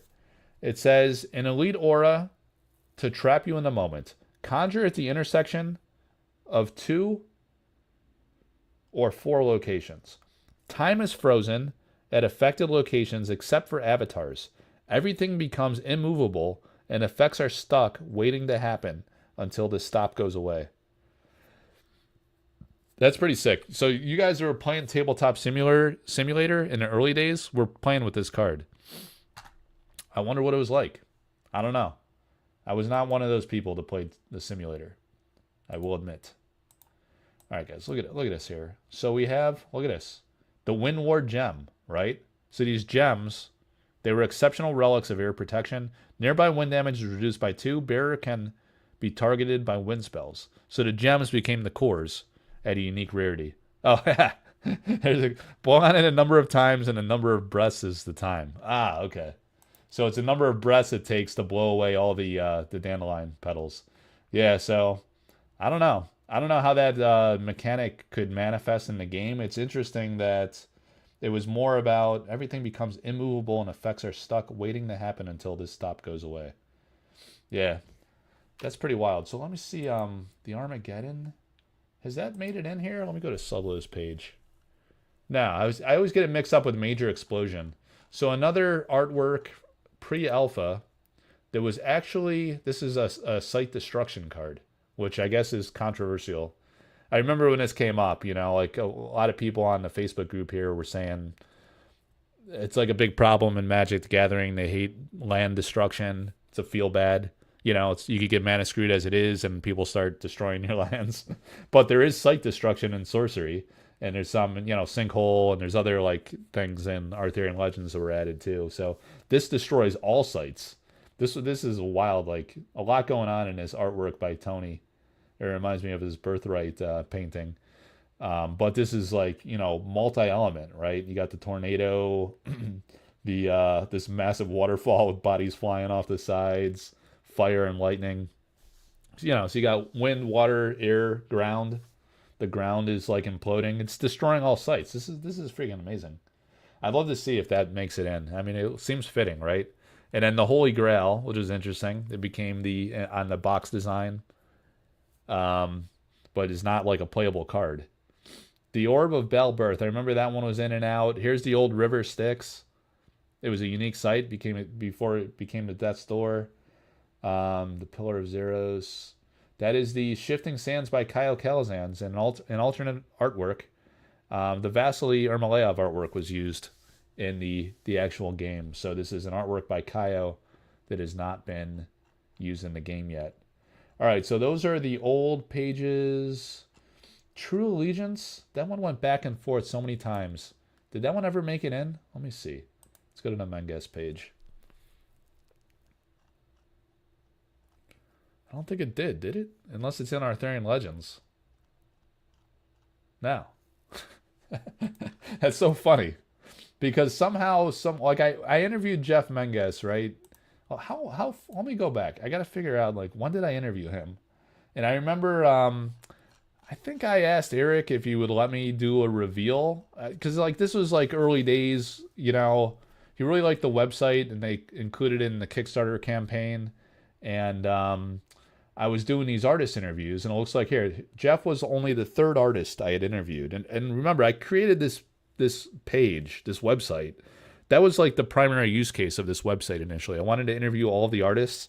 That was my interest angle in it, and I needed somewhere to host those interviews. I wanted to do written Q&A because I wasn't doing any YouTube stuff. I really didn't know how to use YouTube, create content. I didn't have any equipment like microphones and cameras or anything like that. It was just too overwhelming, and I wanted to respect the artist's time. I thought it'd be weird to be like talking to them. And now I love the lives, ironically, and I'm comfortable on camera. But in early days, I was like, this seems weird and like tacky. Just I don't know. I was like, I'll just email them. I'll like talk to them on social media, whatever, and then send them 10 questions. They'll write responses. I'll write up like a nice interview article. So I did that with like 15 artists or so. And Jeff was the third one I did. This was February 2022. So I remember I reached out to Eric and I was like, hey, you think I could reveal like an artwork? This is pre-alpha. And he was like, yeah. And I think like he picked it. I don't remember. I don't think Jeff picked it. I'd have to go back to conversation history or something. But yeah, I remember like we did a special reveal of the True Allegiance artwork, and it's still not in the game. So at that time, you could see there was a card for it, an Elite Aura of Unswerving Fealty. What did this do? He must have thought like at the time that it was like pretty likely for alpha. It says conjure at the intersection of 2 or 4 locations of which at least one is your Earth site. Allied minions on affected locations gain +1 power, and they can't be controlled by your opponent or forced to take an action to enemy spells and abilities. True Allegiance. All right, it's like small on the screen, so it's like hard to read. So yeah, we revealed the artwork and the card. Oh, of course, the card is like much larger and would have been infinitely more easy to read here. So it was an Elite Aura, and there you go, guys. I mean, I thought this would be in Arthurian Legends, like some kind of allegiance, like knighting. I mean, you could have changed the name or something, or left it as True Allegiance, and maybe like you knight, you like maybe make a minion or a mortal a knight, right? And then you get the knight bonuses or the synergies from that character classification. So I was like shocked that this was not in Arthurian Legends. I got to ask Jeff like if he knew that it would or would not be. He was probably just as surprised too. I think sometimes the artists don't know. But you see here, like on the stone, this is really cool. He put his like initials here, JM, and it says 2019. So sometimes the artists do this where they integrate their signature or initials into the piece. Like Melissa Benson's very known for this, and we kind of saw it on that Santiago piece, and Drew Tucker's done it too. Like on Pathfinder, I'm all over the place, guys. I apologize. The mind wanders. I get off topic here, but in the Drew Tucker Pathfinder, let's see if the text box covers it up. I might have to go to the full art page, but we did an embellished print of this, and I remember asking Jeff, yeah, it's covered by the text box, but his initials, he actually told me wrong. It was kind of funny because he was like, he couldn't remember. Like he's like, yeah, sometimes he doesn't sign at all, or other times he puts his initials in there. But he couldn't remember, because he does different things and he tries to like be pure to the artwork. That's why he doesn't want his full signature on the artwork. And actually, what he did here, let's check this out. This is a cool, fun story. Yeah. So you see it says DT down here. And I think he thought that he did that for the embellished print series that we did. But it actually was on the original painting. You see it's here on the card. Because what he did here is this pattern that the Pathfinder is doing is actually his initials. It's just backwards, like this is the D and a T. It just repeats DT, DT, DT, DT for Drew Tucker. But he has his initials there too, and that's usually like not a common thing. But anyway, that Menges one, yeah, it's not in there. It was in the interview. That was the reveal, but it has never made it into the game. So yeah, the Shifting Sands Pelly is a beautiful work of art. But let's go back. I went on a wild tangent there, but going back to the Unconfirmed art page. So we looked at the Spellcraft. Said I wanted to do Spellcraft. Yeah, I wanted to go to the backbone of the website to find the cards that have been revealed in digital form. Or in the, when I say digital form, I mean Tabletop Simulator. Or in some cases, Eric had revealed, like in the very early days, I think like Simon came onto the team very early, but it was just the two of them and Rafa as a developer. But like Eric was posting a lot of this stuff, like even before Simon came on the Sorcery page, not the Facebook group, but the Facebook page. There's a Sorcery Contested Realm page. And he was posting things like, I think that's where the Succubus initially emerged. And it also made it into the table. I think it might have made it into the Tabletop Simulator. I can't remember. I think it was on that page. But here you see artwork. A couple of these I think like were just kind of like innocent mistakes almost. Like Adam Burke posted these on his Instagram. I think he called this like Balig or something like that. And he had a name for this one too, but he called these sorcery pieces. So like again, Gothic, we think of undead, maybe fallen angels if there's an angelic aspect, if the angels and demons thing is real. But you have the undead, the demons. But, maybe you have these big power. This guy looks like he's going to be like some kind of big beast with like heavy stats, right? Because he towers over these mortals here that are coming up the river. This is kind of reminds me of his Agartha piece. So this would be, I don't know, presumably like a new site of some kind. This is amazing artwork. I remember he priced these like way too cheap, and I was so dumb not to buy it. I don't know why I didn't. I think this one was available. This one went instantly, and this one was like available for like at least a half hour or something. And I hesitated, and then it was gone. But this is a really cool artwork. I think this would look like beautiful framed up. I'm not sure who grabbed it, but we talked about the two Elvira pieces. This one was called Black Knights by Brian Smith. See, Black Knights. I actually sold this one. I remember. I forget if I don't think did I sell it for Brian? I don't know if I sold it for him or if someone acquired it from him and wanted to resell it. But one way or another, I had this one and I did like a video feature. I remember it was a very large painting and it was framed by Brian. He often frames his own paintings and sells them framed, I guess, unless a customer doesn't want it framed. He could offer it either way, but I remember selling this one, and it went like pretty inexpensively. It wasn't in the game yet, so it's kind of speculative. Some people sometimes buy art that for powerful cards that matters to them or rarity or whatever. Others just care about the aesthetic of the piece. So this person bought it for whatever reason. He either liked it or he's speculating that it could be a good card. But it was called Black Knights. It was not used in Arthurian Legends. So again, here's a theory where like you had, what was the other one we were talking about? The Francesca Berald, Alchemical Hack, or the Book of Kells, right? The Alchemical Hack seems more Gothic, right? But the Book of Kells, I thought, definitely could have been fitting for Arthurian Legends. But my thought on that is maybe she was doing some more of this angels or demons or dark alchemy type art. And if she only had like one or two pieces that were borderline like a Book of Kells, maybe they said like, I mean, Eric made a statement, right? That I think it was Eric that said this. He said Arthurian Legends was a smaller set, so they used less artists. Or for that reason, partially for that reason, some of it might have been stylistically, they used less artists from Alpha and Beta, and they wanted to give more pieces to the artists that they did use. And some of that is having some set like continuity stylistically. So my theory there is with Francesca Berald, if Book of Kells might have been the only thematic fitting that probably could have worked for Arthurian Legends, maybe it's deferred and it's used for something else. They just find a use case for it in Gothic. Or maybe you won't use it at all. I don't know. That's still a possibility too. Black Knights, same thing. I mean, Knights, you could have used it in Arthurian Legends, but either thematically fitting or maybe, he does a lot of darker pieces. He's obviously, I think it's obvious he's probably going to have a lot of pieces in Gothic. He's never told me one way or the other. Artists can't really speak on that because of their NDA, but I don't know. He might not know, I assume he probably thinks that the Genocide, it was called Genocide when this was commissioned. You saw in the Spellcraft it had, what was it called? It had a different name. Fiery Inferno is what it was called. But he called it Genocide. Wow. Book. Look at this book. I don't know, man. Maybe this is like a demon or a skull reading an alchemy book. That's all. In some cases, I know Eric's made comments that like some of the art he just struggled to find a use case for, so it just doesn't work out, right?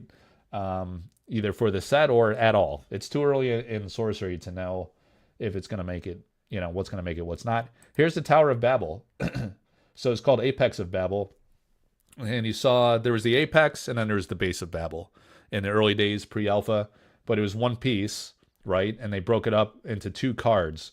And there was a game mechanic effect where when the two sites came together, it had this special mechanic, as I recall. I think I have the playtest versions of those as well. But Dan Seagrave 2019, that could totally work for Gothic. Why not? Anything Dan does could work for Gothic. There was this one. This one is by Doug Kovacs. I guess I don't have it labeled here. I think this was Armageddon, guys. We saw the Tony Sudlow Armageddon. There was a Doug Kovacs Armageddon alternate painting. It's a really cool one. A similar concept, right? So, obviously the description. Here's a case where Eric must have asked the two artists, Kovacs and Sudlow, for, again, presumably, a chaotic scene that shows land destruction that incorporates all the elements: air, water, land, and water. Did I say that twice? I don't know, man. The four elements and chaos and land destruction because it destroys all sites, but it wasn't used. Brian has so many pieces that would be incredible for Gothic. Yeah. Yeah, his whole freaking Instagram would work for Gothic. That's the thing. Like him and Seagrave, they're gonna. I assume they're gonna have a lot of paintings in Gothic. Yeah. Hey, what's up, Lack? I don't know if I know Lack. Are you new to the channel? Look at this. Is that Donkey Kong, man? That's freaking awesome. If half this artwork makes it in this set, it'll be amazing. The art in Arthurian Legends didn't gel with me. Oh, okay. Well, some people like the darker art, It was the dark art is a huge hit. Dustin Brossard is like huge as an authorist because he does a lot of darker concepts. Welcome to the channel, man. Thank you for subscribing. But yeah, the dark art's super popular. The artist proofs for those do amazing. Those artists are very popular. Brian Smith is like a superstar in Sorcery. A lot of people were bummed that he wasn't in Arthurian Legends, but he's gonna be in Gothic. He's got to be, right? The Imperium Net, weighted net, even, by Drew Tucker. I thought this could work for Arthur. Like, on this one, I mean, there's a dragon in the net, right?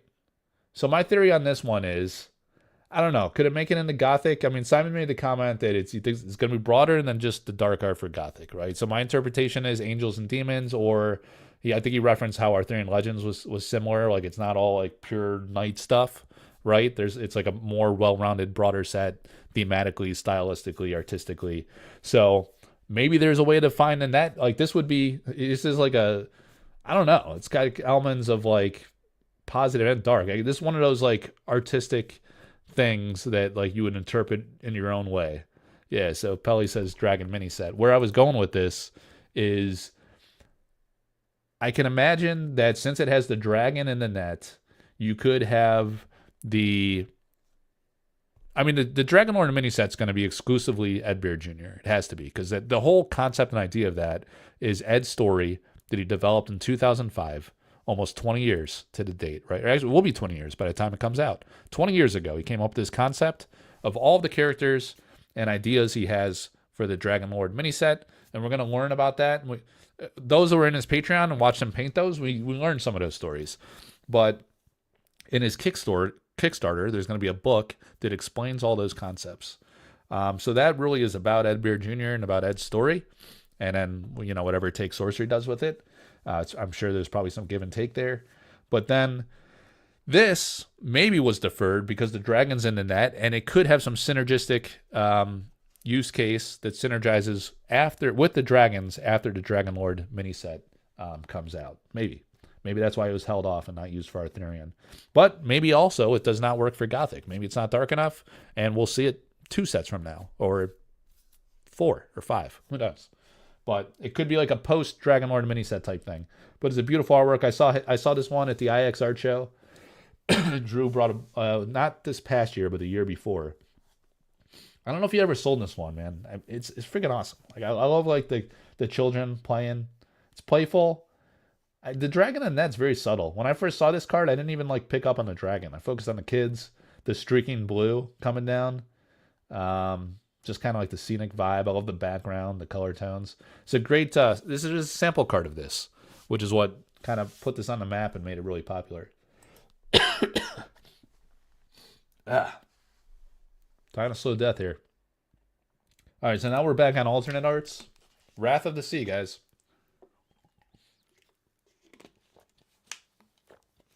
Another example where you got a name of a card commissioned by 2 different artists. So we have Matthias Frisk's Wrath of the Sea was the one that was ultimately used for the game, but you had one from Elvira Palikowska. So I don't know. Some of these could be. Maybe there won't be alternate art and revised. Maybe they'll be used for promos. Maybe they won't be used at all. Maybe Eric just didn't like the art or something, or maybe the artist didn't like the art. I don't know. That happens too. This one, Free City, right? Free City. It's pretty cool. It's kind of like old school vibe looking. I can see that. Being used for a promo maybe or something, or revised. But we have the Ian Miller for that, right? The Book of Kells we talked about. Great artwork. Talked about that a lot. This was the Ordinary or Elite? Ordinary counterspell, I believe. Francesca Berald. It's great, man. The Lord of Lies by Gadu. I mean, Gadu wasn't in Arthurian Legends, guys, but his stuff could work great as for demons and Gothic. Yeah, thoughts on Gothic introducing a new element? I think actually Pelly. I think the Siege at the Core guys asked Eric in an interview if what he thought about the 4 elements and if they'd introduce a new one. I think his answer was it seemed, if I recall correctly, it was pretty definitively no. He thought I don't know if he ever like directly says no and closes the door on anything. But I think he said that maybe it was phrased more in such either the way it was asked or the way he phrased the response was that he thought that the four elements, there was enough design space with just the four core elements. So it seems to me like he's probably intent on keeping those, at least at this point. Of course, he could change his mind at any time, but I don't think there will be a new one in Gothic at all. I'd actually be very surprised by that. And I think there is enough design space in that. And maybe he wants to be more like Magic the Gathering that had their 5 colors, right? And stuck with that till the end. Or till present day. It's not over yet. All right, so here's one. This one was just an alternate artwork. Gardens, it was called. But I think it was an alternate artwork for... What's the one I'm thinking of, guys? I gotta go to the Pompetti page. What is this nonsense? Why does it do that? Pompetti. Abundance. Abundance is what I'm thinking of. So I don't know if he was asked to repaint that one. It'll be interesting to see if it was used. He brought that to a show, one of these smaller shows. They've been doing these smaller shows at Europe in the European stores. Usually 24 to 30 some players, maybe 40-ish. Abundance, there it is. So I think that was an alternate art for that one. And he sold that. He brought that painting and he sold it there.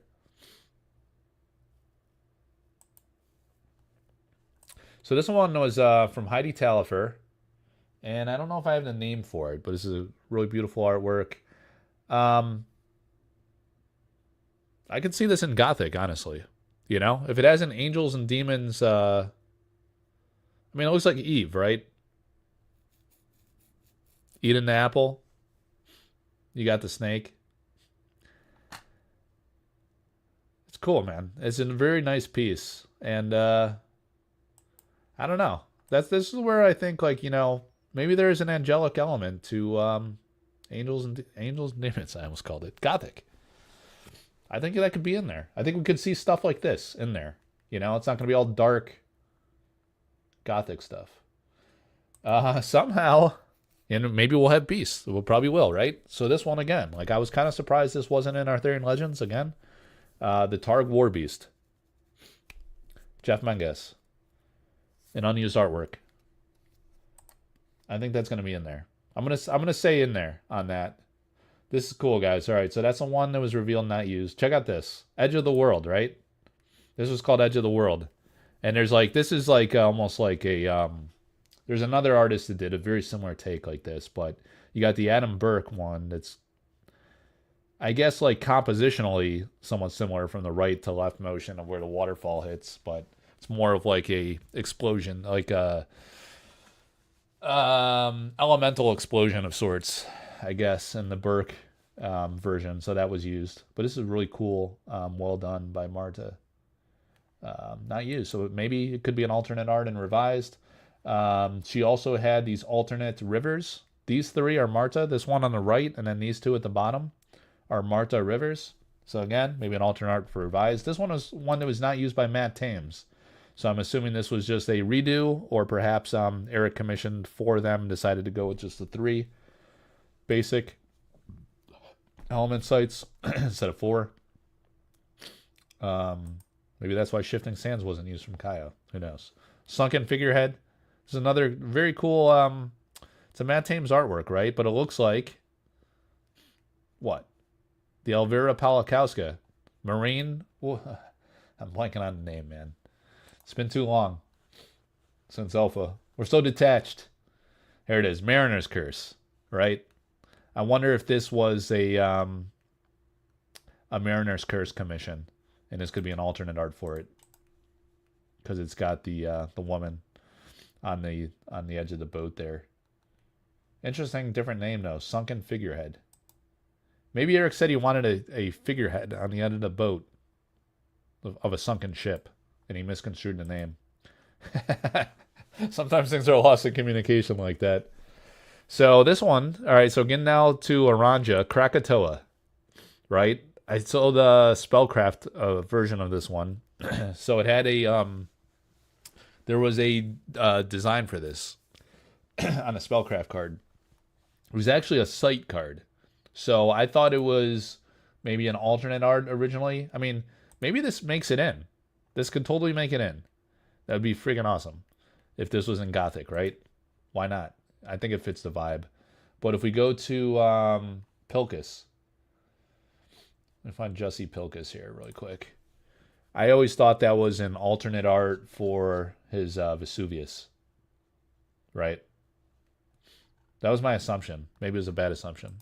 I don't know. I can't wait to find out when Gothic comes out. So we had the Mountain Pass. So she did a version of Mountain Pass. Of course, Marta Molina had the final version and went in, so maybe revised. And then this one, I forget what the name of this was, but I'm speculating maybe this was like another either river or desert. I guess you wouldn't have a river like that in a desert. But it could have been a river concept of some kind. Or some kind of site that was used. All right, so now getting around to the thumbnail for the video. Santiago Caruso had these four actually, incredible artworks. So Santiago, in the end, only had 2 artworks in alpha. But he had 4, and then he was painting something. I had him on the beta showcase event. If you guys go look at my go to the live tab in Collector Arthouse YouTube, and you'll find I did this like great alpha and beta showcase event where I had not all, but like a lot of artists come on, do cameos for that. And Santiago Caruso came on, the second one for beta, the beta release event. And he had a painting on display behind him. And I think it was a painting for a future set. He was, he was talking, he said a few words about it, but it was like kind of like in broken English. I didn't really get the gist of his message. I have to go back and watch it and kind of get a better look at it. Maybe that's a hidden gem I need to go uncover to see if that's something for Gothic or a future set. But if we go to Santiago Caruso's page, you have Phantasmal Shade and Twist of Fate, right? And the Twist of Fate saw a lot of name changes and I think mechanic change. But interesting thing on Phantasmal Shade, this is actually in its entirety a black and white painting. He does a lot of his work in black and white. And I guess I'd have to ask him about Twist of Fate if that is also true. But I noticed this Phantasmal Shade was black and white. And I believe it was Eric. I think Santiago told me this, that he added this red, this real touch of red digitally to really enhance or create some like focal intrigue to the piece for the card. So that's another nuance that was there. But he only had those 2. But in the pre-alpha era, he had actually painted at least 4 more that we know of. And these seem perfectly fitting for Gothic, of course, right? You have this one. He didn't list a card name, but it was noted as for Sorcery. And again, like with the Fallen Sword, I was like thinking, man, could that be Arthurian Legends? But he wasn't in Arthurian Legends. And again, I think because all of his portfolio of work was darker and more fitting of Gothic. So again, like he wasn't going to have him in with only 1 or 2 pieces if you wanted to have less artists with more total number of pieces in an Arthurian set. So it makes sense that that was used. Again, I'm not sure if digitally these red accents were here, if this was entirely a black and white piece. But that was pretty interesting work. Santiago does really dark stuff, so I'm hoping there's like a lot from him because his work's amazing. Look at this.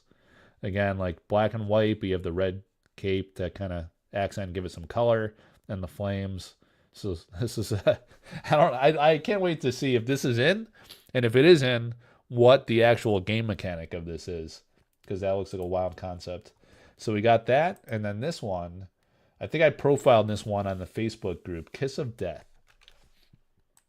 I want to say in the community group early on. Let me check this out. Kiss of Death. I think I did a deep dive preview of that card because I found all the concepts. Oh, okay. All the concept sketches. So here, yeah, I remember this post. April? Was this year? Wow. April of this year.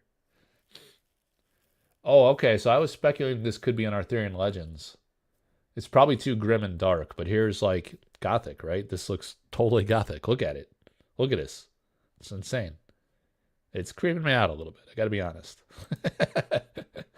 Could this Kiss of Death painting by Santiago Caruso, once thought to be a potential alpha sorcery card, have been inspired by Julius Kronberg's Romeo and Juliet on the Balcony from 1986. Do you think Kiss of Death will be in Arthurian Legends? Not a single person answered my question.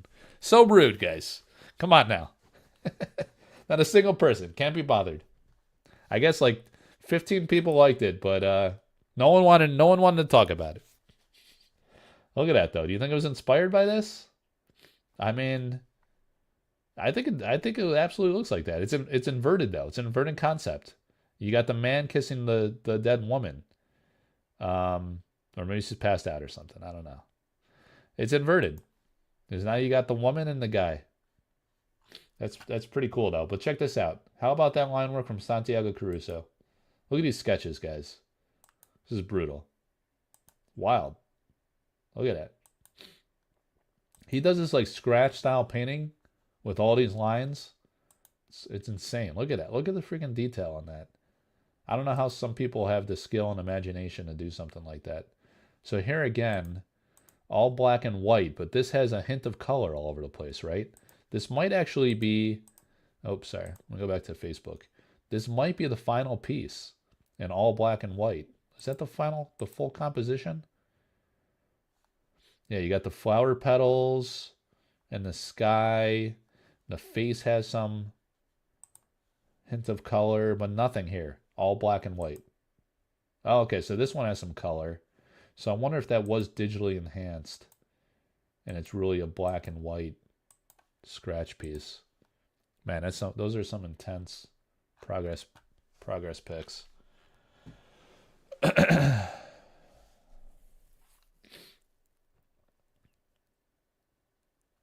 Cho, you cracking stuff during my live? The disrespect. Unbelievable. All right. And then lastly, again, this one was not named. This is really cool. He's got something etched in the stone here. And it's hard to make out what it actually says. 1500. What is going on with this piece? What is Santiago up to? There's these etches in the wall. I wonder if this is like a...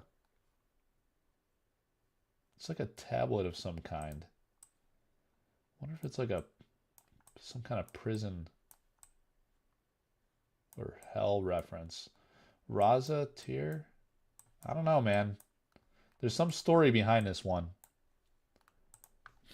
This is another one. Oh, look at the heads on here. Holy shit. That is wild. It's a woman? Is that a child? Looks like a woman and a man. There's some wild stuff going on. What is this? What are these balls, though? No, those are not heads. I don't think. Dude, this is interesting here. Hopefully that makes it in. I can't wait to see the story that is created from that. So the time stop we talked about, the Armageddon from Sublo. That's the original. And then we had these couple from Vasily. My theory on this one was that this was the Donnybrook Inn. And Eric, it could be, yeah. I think this would probably be the Donnybrook Inn. And Eric probably advised him to redo it, making the inn more of a prominent central focal point of the piece. I'll have to reach out to Vasily and ask him about that one. I might have already done that. And then this one here, Woods. I don't know. He might have told me this one was not for sorcery. I don't know. I thought maybe it could be assorted animals. And maybe Eric asked for that to be a little more detailed and pronounced, or like focusing on the animals, because here you see like a couple animals here.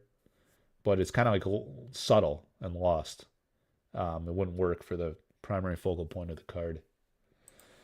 All right, so I think that's it. I think my other speculative theory here on Gothic is maybe it comes out for Halloween or around there. I think like some people are thinking or hoping Gen Con. There seems to be, I mean, like at Sorcery Con, they talked about the Dragon Lord mini set coming out, but there was no timeline whatsoever, right? So I think I don't know. I got it. Some people think first quarter for Dragonlord mini set. I could totally see maybe second quarter potentially. And if that's the case, then you're creeping up on summer. And I don't know. Could it get delayed all the way to Gen Con to be the reveal? I think like Ed mentioned something about like him wanting to do a grand event reveal at a venue like local to him or something. Someone he knows, right? So I'm assuming that's not Gen Con. It'd be a separate independent event specific for the Dragonlord release, separate from Gen Con, which could mean that maybe Gothic you have a Gen Con release. Because I think like ideally you want to have a US based release. And I think the team made comments and admitted like it was a lot to take on to have a release event as part of Spiel Lesson. Maybe, I don't know if that's more so timing or the fact of doing that internationally, but I mean, the team is largely US based here. Of course, Eric's down in New Zealand and, a few of the team members are as well, but like Simon and others on the team are here in the States. So they're handling more of the event side of things. With like Drew and Jesse's down in Australia too, so that's tough. But he might be more store focused, I thought they said. But I don't know. A US based release would make sense. It's the largest core market. Gen Con would be a massive opportunity. That's where a lot of games have big release events. So that'd be cool and fitting. But will it be ready in time? I don't know. If it's not, then you're into the fall.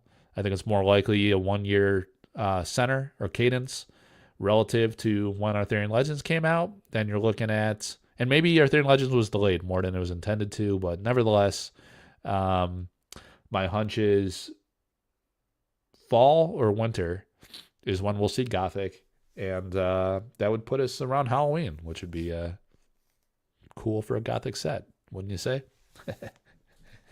I don't know. So anyway, this page, if you go to Sorcery, collectorarthouse.com, right? And then you go to the Sorcery Alpha Gallery, and you just don't click on it. You just hover your cursor down. You can look at the Arthurian Legends library or the Unconfirmed art. That's the page we're on now. I'll show you really quick here, the Arthurian Legends page. I'm working on gathering all the full art images for the Arthurian Legends pieces. So you guys can enjoy these. Of course, you see them on the back of the foil cards. But here you'd have the full art library for as many of the cards that I could track down. So I got them in alphabetical order by artist first name. We got Alan Pollock, Brian Wackwitz. There's one or two of his that are missing. Elvira Shakarova. She only has like all the Gilded Knights, right? No, all the chase cards, no core cards in the core primary set. Heidi Talifer. Rodney Matthews, Sam McKinnon, Tony Sudlow, Vasily Ermolayev. So you see I'm missing several artists. I got a lot of work to do here. I'm working on tracking all those down. But yeah, there's Face City, right? That one piece, I don't know if that would have been a Face City alternate art. The one we looked at on the Unconfirmed. Oh, Vasily, man, he's so good. Yeah, so I got a lot of work to build this out like I did for Alpha and Beta, but there's nothing like this on the internet. I mean, this is a great resource. It's great looking at all the original art if you're into the art of sorcery, which a lot of us are, right? So you got that. As I said, I also announced the update. I added all the new artists. Quentin Hoover. I added all the new... what's cool about this page is like Brian Wackwitz, right? New artist for Arthurian Legends. You just click on his image, and boom, it jumps you to his card library. So it's like an artist-centric type page, and it's designed to be centered around the artist. So that's how it works. You got a thumbnail of all of them. I just added Heidi, Jeff Lobenstein, Sam McKinnon, Seb McKinnon. They're all there. Right? So I added those. I added that. And then if you go to Collector's Corner and you go to Curio cards, again, you come down below. This used to be like separate. I'd have Curio cards, which was like an overview of what Curio cards are. And then I had the Alpha Curio as a separate page, Beta Curio Archive, and Arthurians. What I did here is I made like a quick jump for each of them. It's all on the same page, right? But instead of like scrolling all the way down and reading this front matter and whatnot, you can just click up here. You go to the Curio cards page, hit Alpha Curio Archive, and it just takes you right down to it, right? I should have a back button, but I don't. Beta, same thing. It flows Alpha, Beta, Arthurian Legends. And then if you click on any of these, you get a nice description of everything you need to know about how to discover those. And hopefully you get lucky and you find them when you're opening packs. All right, so you got that, and then you have Arthurian Legends. So what I did here is I organized this alphabetically by artist, but I have the 14 curios that have been discovered, and then, you know, people are classifying these gilded cards as separate chase cards, and Elvira Shakarola received artist proofs for those, and the other artists did not for these other curio cards that are not part of the core set. So the theory is, I mean, that would be validation in some people's mind that those would be classified differently, although they're not, I don't think, listed as core cards on Curiosa.io. So that's another nuance. Maybe they should be. Maybe that'd be nice. Get like good, pure, clean like images of each of the cards. But I guess they're chase cards, right? So they're kind of like pseudo curios, or kind of like in that whole chase genre where the team doesn't want to recognize those as core cards. So there you go. You got the whole everything you need to know about curios. And then also what's nice about having it all on one page here is you read like what they are, how it was introduced in Kickstarter, what the idea of it was.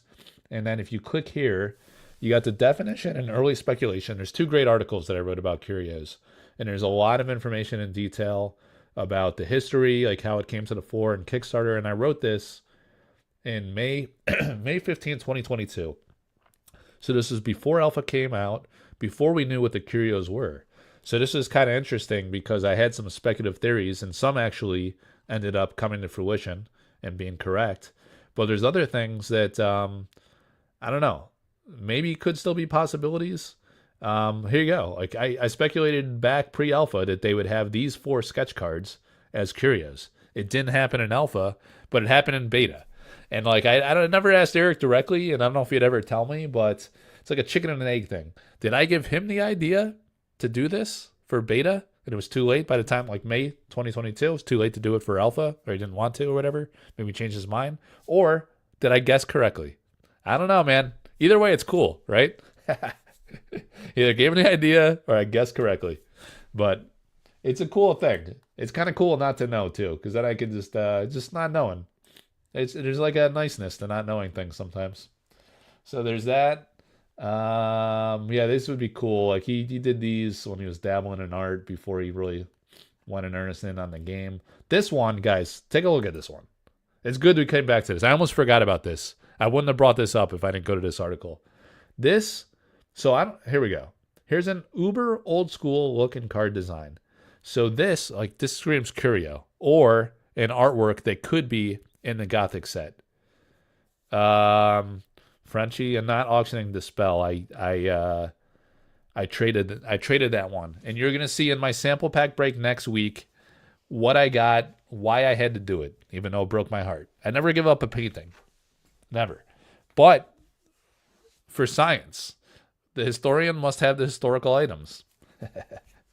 And you're going to see why, guys. It's a pretty big deal, though. The stuff I got in return is pretty special as well. I think you'll agree, and you'll be surprised next week. All right, so on October 2nd, 2021, this was like right when the Discord like opened up. I think it opened up in like August, September of 2021. So very early days. Simon was in there. He was one of the first people. I was very early as well, and like maybe like less than 100 people, right? We were all chatting it up every day, super into Sorcery from the start.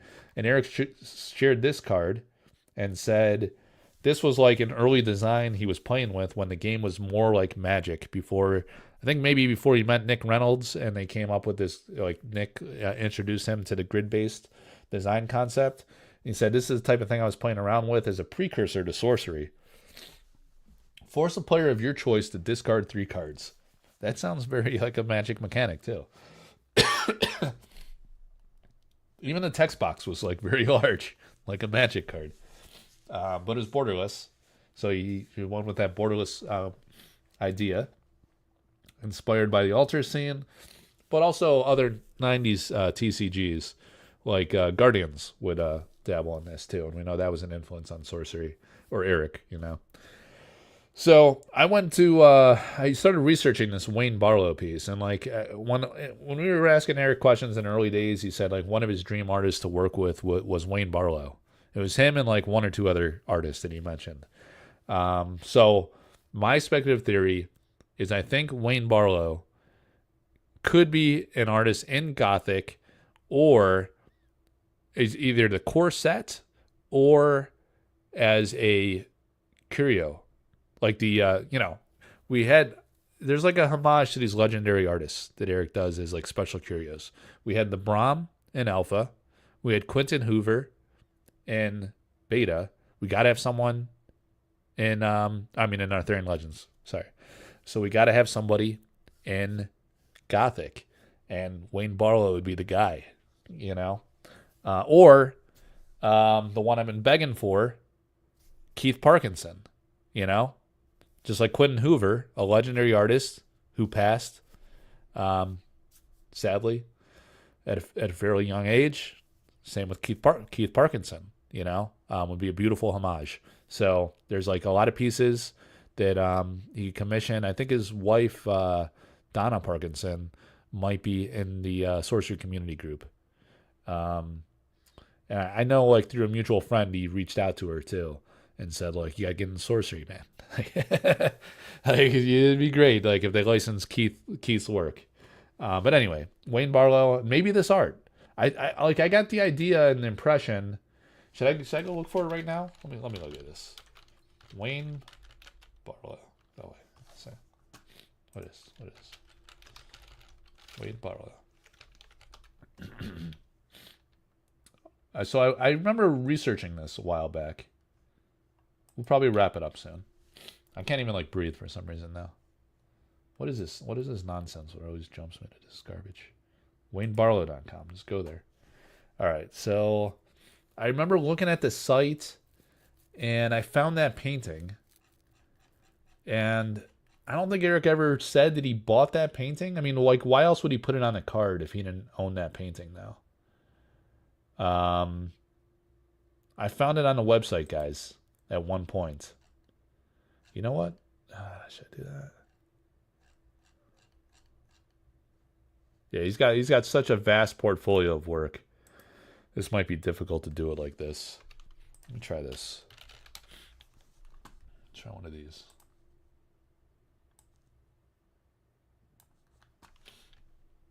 See how the Google machine works, guys. You ready? All right. This might be easier. Look at that. Look at that, guys. All right, so there it is. Barlow's Hell. All right, let's check out this fandom page. I think this, he said, I remember finding this on Wayne Barlow's website, and he said it was a commissioned piece. So my theory was maybe Eric commissioned that piece as he was in the early stages with the thought of maybe using it for Sorcery. But in that interview, he also said that it wasn't like a real, he didn't consider it like realistic that he would score Wayne Barlowe as an artist for Sorcery. I don't know why he said that. All right. Semjaza Rising, the Dweller of Dis, the Fallen Watcher, the Destroyer of Beelzebub. Dude, it's got Gothic written all over it.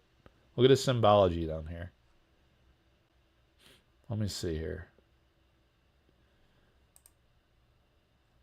So whether he commissioned this himself or not, I think it's a piece that maybe he licensed. So I can get one more thing right. And my speculation. Well, no, here we go. I actually wrote about it here. Oh, I even have a link to where he talked about it. Interestingly, so I asked Eric this question in his YouTube Kickstarter Countdown Celebration event. Who was the top three? Oh, I actually asked. I was the one who asked him that. I didn't realize that. Did I ask him that? I guess I did. Who was his top three dream artists for the project? One of his answers was Wayne Barlowe. This image also appears on Wayne Barlowe's website. I had a link to it the whole time, guys. I'm sitting here scouring the internet, And here's the link. All right, Hell, God's Demon. This is it. Semjaza Rising, Private Commission, 2013. 2013. That is well before Sorcery. However, he said he'd been chipping away at projects like this for years. And he's a big art guy, right? So maybe he just commissioned it anyway. That's freaking awesome. We found it, man. I did the research in May 2022. Fascinatingly, this image also appears on Wayne Barlowe's website and is noted as private commission. Could it be Eric? That was commissioned in 2013 entitled Semjaza Rising. Could Eric have been inspired by Wayne Barlowe's book God's Demon? Could this be a reference to Semjaza? Semjaza was one of the fallen angels, referred to as the Watchers. More can be read about this character here. What is this? Dude, this is so gothic. It's just so fitting. Alright, I won't get into that. It's too much reading. Another speculated and fitting theme for a future Sorcery expansion set centers around a concept of light and darkness, or heaven and hell. A very fitting theme for Wayne Barlowe's style. There you go, man. So I was predicting heaven and hell set back in, when would I write this article? May 15, 2022. It's prophecy, baby. Just like these beta curios. Well, everything you need to know is in this article. Who knew? We could have just, what were we doing, screwing around for 2 hours? It's all right here. It's already documented. All right.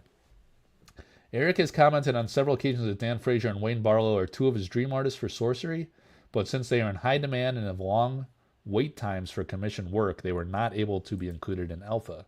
Licensing the rights to include them as a premium Curio cards in the Alpha set would present an opportunity for their inclusion, and with the weight of a record-breaking Kickstarter debut, perhaps provide some leverage to negotiate a few pieces for an expansion set. Bam! How about them apples? I like it. I think that theory has some legitimacy. What else was I talking about back here? Predestination, man. I just showed you guys the predestination.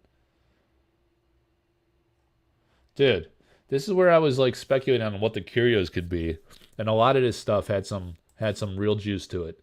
So you got that article. That's the first link. Again, you go to Collector's Corner Curio cards. Man, I'm glad we went on this tangent because it actually came back around to Gothic. But this is a great article too. I did this one in June 27, 2023, after Alpha came out, and I did a deep dive analysis on all these Curio cards. People forget about this, or they don't know it exists, which is a shame, really, because I put a lot of time and energy into these speculative theories, and then circling back after, and I remember updating this article with real facts from what we discovered. This is a long article. I really broke down. I worked with all the artists on these curios to really understand, get the concept sketches, ask them about the evolution of these, what direction they got from Eric, how the design evolved. Here's a Spellcraft with the Fiery Inferno. It's a nice picture. Bloom with Frogs. Oh, wait. A magnificent first ever reveal? I think maybe I was the first to reveal that Bloom of Frogs. Damn, that's sick. Legendary Curse. There it was, man. Yeah. Yeah, I was specking. Oh, look at. Yeah, I don't know. I'm going on a tangent here. This was the original art for the Bloom of Frogs. Is Dan still around? Dude, the freaking original artwork is unreal. So vivid. Yeah, I broke them all down. The Alpha Curios. Ormford Holmganger, guys. Join the community group, Facebook community group, and the Collector Arthouse Discord. There's a story coming on this. All right? This week. Probably this coming week. The 9-card Curio. I broke down every aspect of the 9 cards on the 9 card. Man. The Spellcraft. Here's the original paintings of the towers. The Atlas version, so the portrait version, then when it went to landscape for the Atlas conversion. The Fire Maiden. Gave her up, man. But I got the avatar of here now. God, look at this. Should have kept it and found a way. You always second guess. So that is another painting I gave up, but that was in exchange for one of the other elemental avatars, essentially. All right, there it is, guys. Oh, the best cards currently in Sorcery. All right. I think we're going to call it there. It's been 2 hours. Thanks, everybody, for tuning in. It looks like we're losing people. We lost like half the people we started with, so maybe I bored you to tears or it's just getting late. It's late in Europe. Maybe the Europeans will watch tomorrow, but thanks for tuning in. We're going to do a sample pack break next weekend, so I'll announce if it's going to be Saturday or Sunday. And I'm going to open up another sample pack break. Those are really fun to do, and we're trying to chase some grails like the Predestination. So we'll have the sample pack. We got the Queen of Midland auction. Only the 5th one she had done, Severin. And it actually, it comes with this sketch, too, from Severin. You know? There it is for size scale. It's nice. It's like ready to frame, you know? It's already in here. You just buy a frame for whatever, wherever. Unless you want to frame it with the card, the professional. But that's a nice set. And then we're going to have the, this is going to be interesting because people are always asking, like, what are these sample cards worth? I mean, part of it at the 350 or 400 price point is the gamble of hitting that elite or unique slot. Or the exceptionals, but we're going to have a marathon auction of these sample cards and get some price data on some of the heavy hitter ordinaries and exceptionals. And then tomorrow on Collector Arthouse Patreon, if you guys would like to check that out, we're going through all of the artist proofs, and I'm offering these as complete sets for each artist from one of the backers. Not my set. I don't sell my own stuff, man. I got separation anxiety. I just can't let go. I'm a hoarder. Plus, I'm a historian, so I can't give up history. Unless I trade history for history, like that Dispel painting. It's got to go, man. I had to make a sacrifice because I'm getting some historical cards that are unicornish, like rarity level. It's going to be, you guys are going to be excited to see next weekend for the sample card break. You've never seen this before. You've never seen it. I don't know if you've ever even seen a picture of it. You've never seen it, certainly on camera. Or in person until you come to the Collector Art House exhibition. Or next weekend. I'll show you on camera at least. All right. Thanks for tuning in, everybody. Again, please like and subscribe to the channel and join the forums. Go to the link tree, which I'll go add to the description of this video. You can join the community group, the Collector Art House Discord, the SCR Art Marketplace, the Buy Sell Trade Marketplace on Facebook, all kinds of platforms and forums. Thanks for tuning in. Appreciate it, and have a great new year. See ya.